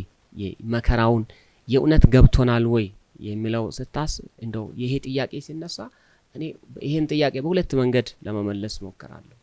አንደኛ ገብቶናልም አልገባንም በሚለው ለመመለስ ሞክራለሁ እና ለምን ከተባለ አንድ እቃ የገዛነው እቃ በውድ ዋጋ የገዛነው እቃ ከሆነ አያያዛችንን ይወስነዋል ማለት ሚንስ የእቃው ዋጋ መወደድ የእቃው ዋጋ እቃውን ያገኘንበት የሆነ ንብረት ያገኘንበት መንገድ አያያዛችንን ይወስነዋል ማለት ነውና ይሄ ዋጋ ተከፍሎልን ይሄ በዚህ ሁሉ መከራ በዚህ ሁሉ በእግዚአብሔር ስራ በስላሴ ግብር ድነን አሁን እኛ ምን አይነት ህይወት ነው መኖር ያለብን ማለት ነው። ይሄ ህይወት ዋጋ ይጠይቃል ሚንስ አሁን ከዚህ በኋላ የምንኖረው ህይወት ላይ ዋጋ ይጠይቀዋል ማለት ነው። ይሄ የተከፈለልን ዋጋ ለምን ከተባለ ቅድም ዘሩን ያያል የሚለውን ሐሳብ አንስተናል ማለት ነውና የክርስትና ህይወት የመጨረሻ ግቡ እግዚአብሔርን ማክበር ነው። ቅድም መሲሁ ያደረገው ያ መከረኛው ሎሌ ያደረገውን አይተናል ማለት ነው። የእግዚአብሔርን ፍቃድ እስከ መጨረሻ እስከ ጥግ ደርሶ ነው ያከበረው ማለት ነውና ስለዚህ እኛም አሁን በዚህ ስራ በክርስቶስ ስራ በመከረኛው ሎሌ በሱ ስቃይ የዳን እኛ ደግሞ እግዚአብሔር ምን አይነት ህይወት ነው እንድንኖር የሚፈልገው የሚለውን ስናስብ እግዚአብሔርን የሚያከብር ህይወት ያ ማለት ምን ማለት ነው? እግዚአብሔር መቼ ነው የሚከብረው በእኛ ህይወት ከተባለ ያንን መከረኛውን አገልጋይ ህይወት የሱን ባህሪ የሱን ትምህርት ስንከተል ማለት ምን ማለት ነው? በአጭር ቃል የሱ የመከረኛው አገልጋይ በኋላ ደግሞ በተነሳው ትንሣኤውን ባወጀው ድልን ባወጀው በክርስቶስ ኢየሱስ እንድናምን ከዛ በኋላ ያንን የሱን ህይወት እንድንኖር ነው ጥሪያችን እሱ ነው። እግዚአብሔር የዛኔ ነው የሚከብረው። ዮሐንስ ወንጌል ምዕራፍ 15 ቁጥር 8 ላይ እንዲህ ነው የሚለው ደቀ መዛሙርቴ ብትሆኑ አባቴ በዚህ ይከበራል ይላል። ምንስ እግዚአብሔር ጎሉ ምንድነው? በእኛ ህይወት ምንድነው ማየት ምናፍቀው ከተባለ ልጁን ማየት ነው የሚናፍቀው። ሮሜ ምዕራፍ 8 ቁጥር 29 ላይ የሚለው ይሄንን ነው። ልጁ በብዙ ወንድሞች መካከል በኩር ይሆን ዘንድ የሚለው ስለዚህ የልጁን መልክ እንዲመስሉ ወስነዋል። ስለዚህ የልጁን መልክ ማየት ነው የእግዚአብሔር ናፍቆት ማለት ነው። አሁን እየታየ ያለው ክርስትናችን አሁን እየታየ ያለው የህይወት መላሸቅ ግን ከዚህ በተቃራኒ ነው እየሆነ ያለው ማለት ነውና በተለይ እኛ ክርስቲያኖች ወንጌላውያን አማኞች እኛ ፕሮቴስታንት እምነት ተከታዮች ነን የምንል እኛ ጴንጤዎች ነን የምንል ሰዎች በጣም ማሰብ ያስፈልጋል። መጽሐፍ ቅዱስ እንዲህ ነው የሚለው በዋጋ ተገዝታችኋልና ለራሳችሁ አይደላችሁም። ለራሳችን የምንኖር ሰዎች አይደለን። ፍቃዳችንን ለሆነ አካል ሰተን ለሞተልን ለተነሳው ጌታ ደሞ ሊፈርድ እኛን ሊወስደን በማያምኑት ደሞ ሊፈርድ በሚመጣው ጌታ አምነን ወንም ደሞ ፍቃዳችንን ለሱ ሰተን መኖር የሚጠበቅብን ሰዎች ነን ማለት ነውና ውድ ዋጋ ተከፍሎልናል። ደሞ ይህንን ህይወት እንድንኖር ጌታ ከኛ ይፈልጋል ማለት ነው። ጠቅለል ስናረገው መጽደቃችን መዳናችን የእግዚአብሔር ቤተሰብ መሆናችን ያ ሁሉ ግቡ ምንድነው? እግዚአብሔርን ማክበር ነው። እግዚአብሔር በእኛ ህይወት የሚከብረው ደግሞ ምን ስናረግ ነው ስንል ልጁን ስንመስል ነው። ልጁ ምንድነው መልኩ ስንል ዝምተኛ ነበረ፣ ያለ ኃጢያቱ መከራ የተቀበለ ነበረ ማለት ነውና ስለዚህ እኛም በዚህ ዓለም ላይ ክርስትናው የሚጠይቀውን ህይወት በመኖር እግዚአብሔርን እንድናከብር ለዚህ ነው የተጠራን ማለት እንፈልጋለን። ጌታ ኢየሱስ ይባርካችሁ። ውድ ተመልካቾቻችን እስካሁን ድረስ አብራችሁን ስለቆያችሁ ጌታ ይባርካችሁ ማለት እንወዳለን። በመጀመሪያው የመወያያ ሀሳባችን እንግዲህ ኢየሱስ ክርስቶስ ስለደረሰበት የተለያዩ ጥቃቶች ስናነሳ ቆይተናል። ወቅቱም ጊዜውም የስቅለት ጊዜ እንደመሆኑ በመቀጠል ደግሞ እግዚአብሔር አብ ለምን ፈቀደ በዚህ ሁላ መከራ ውስጥ ኢየሱስ ክርስቶስ እንዲያልፍ ዝም ያለበት ምክንያት ምንድነው የሚለውን ለድነታችን በጣም አስፈላጊ የሆነም ሀሳብ አንስተን ተወያይተናል። በመቀጠል ደግሞ ከዚህ ሁሉ መከራ የተገኘው ውጤት ምንድነው? ኢየሱስ ክርስቶስ ያገኘው ምንድነው? እኛ ያገኘነው ምንድነው?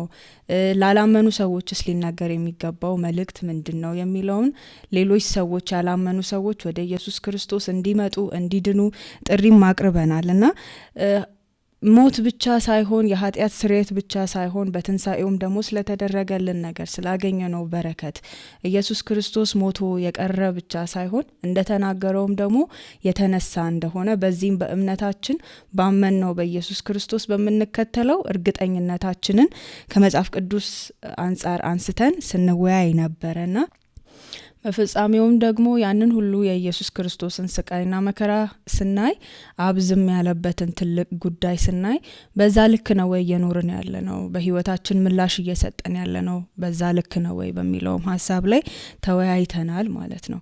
ቅድም ወንጌላዊ አበራን በጠቀሰው የመጽሐፍ ቅዱስ ክፍል ላይ የራሳችሁ አይደላችሁም የሚል ሀሳብ ተነስቷል። ምክንያቱም በዋጋ የተገዛን ሰዎች ነን። እኛ አንክፈልበት እንጂ በጣም በከባድ መከራና በከባድ ስቃይ ውስጥ አልፎ ለኛ ያንን የኃጢአትን ዋጋ የከፈለ አምላክ አለ። ስለዚህ ኑሯችን በዛ ልክ መሆን አለበት፣ ህይወታችን በዛ ልክ መሆን አለበት። ምክንያቱም እግዚአብሔር አብ ልጁ ላይ ከጨከነ በኋላ ማየት የሚፈልገው ነገር ምንድነው? የልጁን የኢየሱስ ክርስቶስን ህይወት በሁላችንም ውስጥ ማየት ይፈልጋል። ስለዚህ በዚህ እውነት ራሳችንን እያበረታን ኢየሱስ ክርስቶስ እስኪመጣ ድረስ በትጋት እንድንኖር ማሳሰብ እንወዳለን። በመጨረሻ ማስተላለፍ የምንፈልገው መልእክት ጌታ ኢየሱስ ክርስቶስን እንደ ግል አዳኛችሁ አድርጋችሁ ያልተቀበላችሁ ሰዎች፣ በተለያየ ምክንያት ከእግዚአብሔር ቤት ለራቃችሁ ለሸሻችሁም ሰዎች፣ ኃጢአት የከበደባችሁ በተለያየ በኃጢአት ጭንቀት ውስጥ ያላችሁ ሰዎች ኑ ወደ ጌታ። እጆቹን ዘርግቶ የሚጠራ አባት አለን። በሚያስገርም ድንቅ ፍቅር የወደደን አባት አለን። በሚያስገርም ምህረት የሚጠራ ወዳጅ አለን። ስለዚህ ሁላችሁም ኑ። ኢየሱስ ክርስቶስ ይቀበላል። ኢየሱስ ክርስቶስ ያቅፋል። የእግዚአብሔር ቃል ልጁ ያለው ወልድ ያለው ህይወት አለው ይላል። ስለዚህ ልጁ ደግሞ የሌለው ህይወት የለውም፣ አሁን ተፈርዶበታል። ስለዚህ ወደዚህ ጌታኑ ፕሮግራማችን በዚህ ይጠናቀቃል። እስካሁን ድረስ አብራችሁን ስለቆያችሁ ጌታ ይባርካችሁ። አብራችሁኝ በእግዚአብሔር ቃል መሰረት ውይይት የሚያረጋችሁት እናንተን እግዚአብሔር ይባርካችሁ።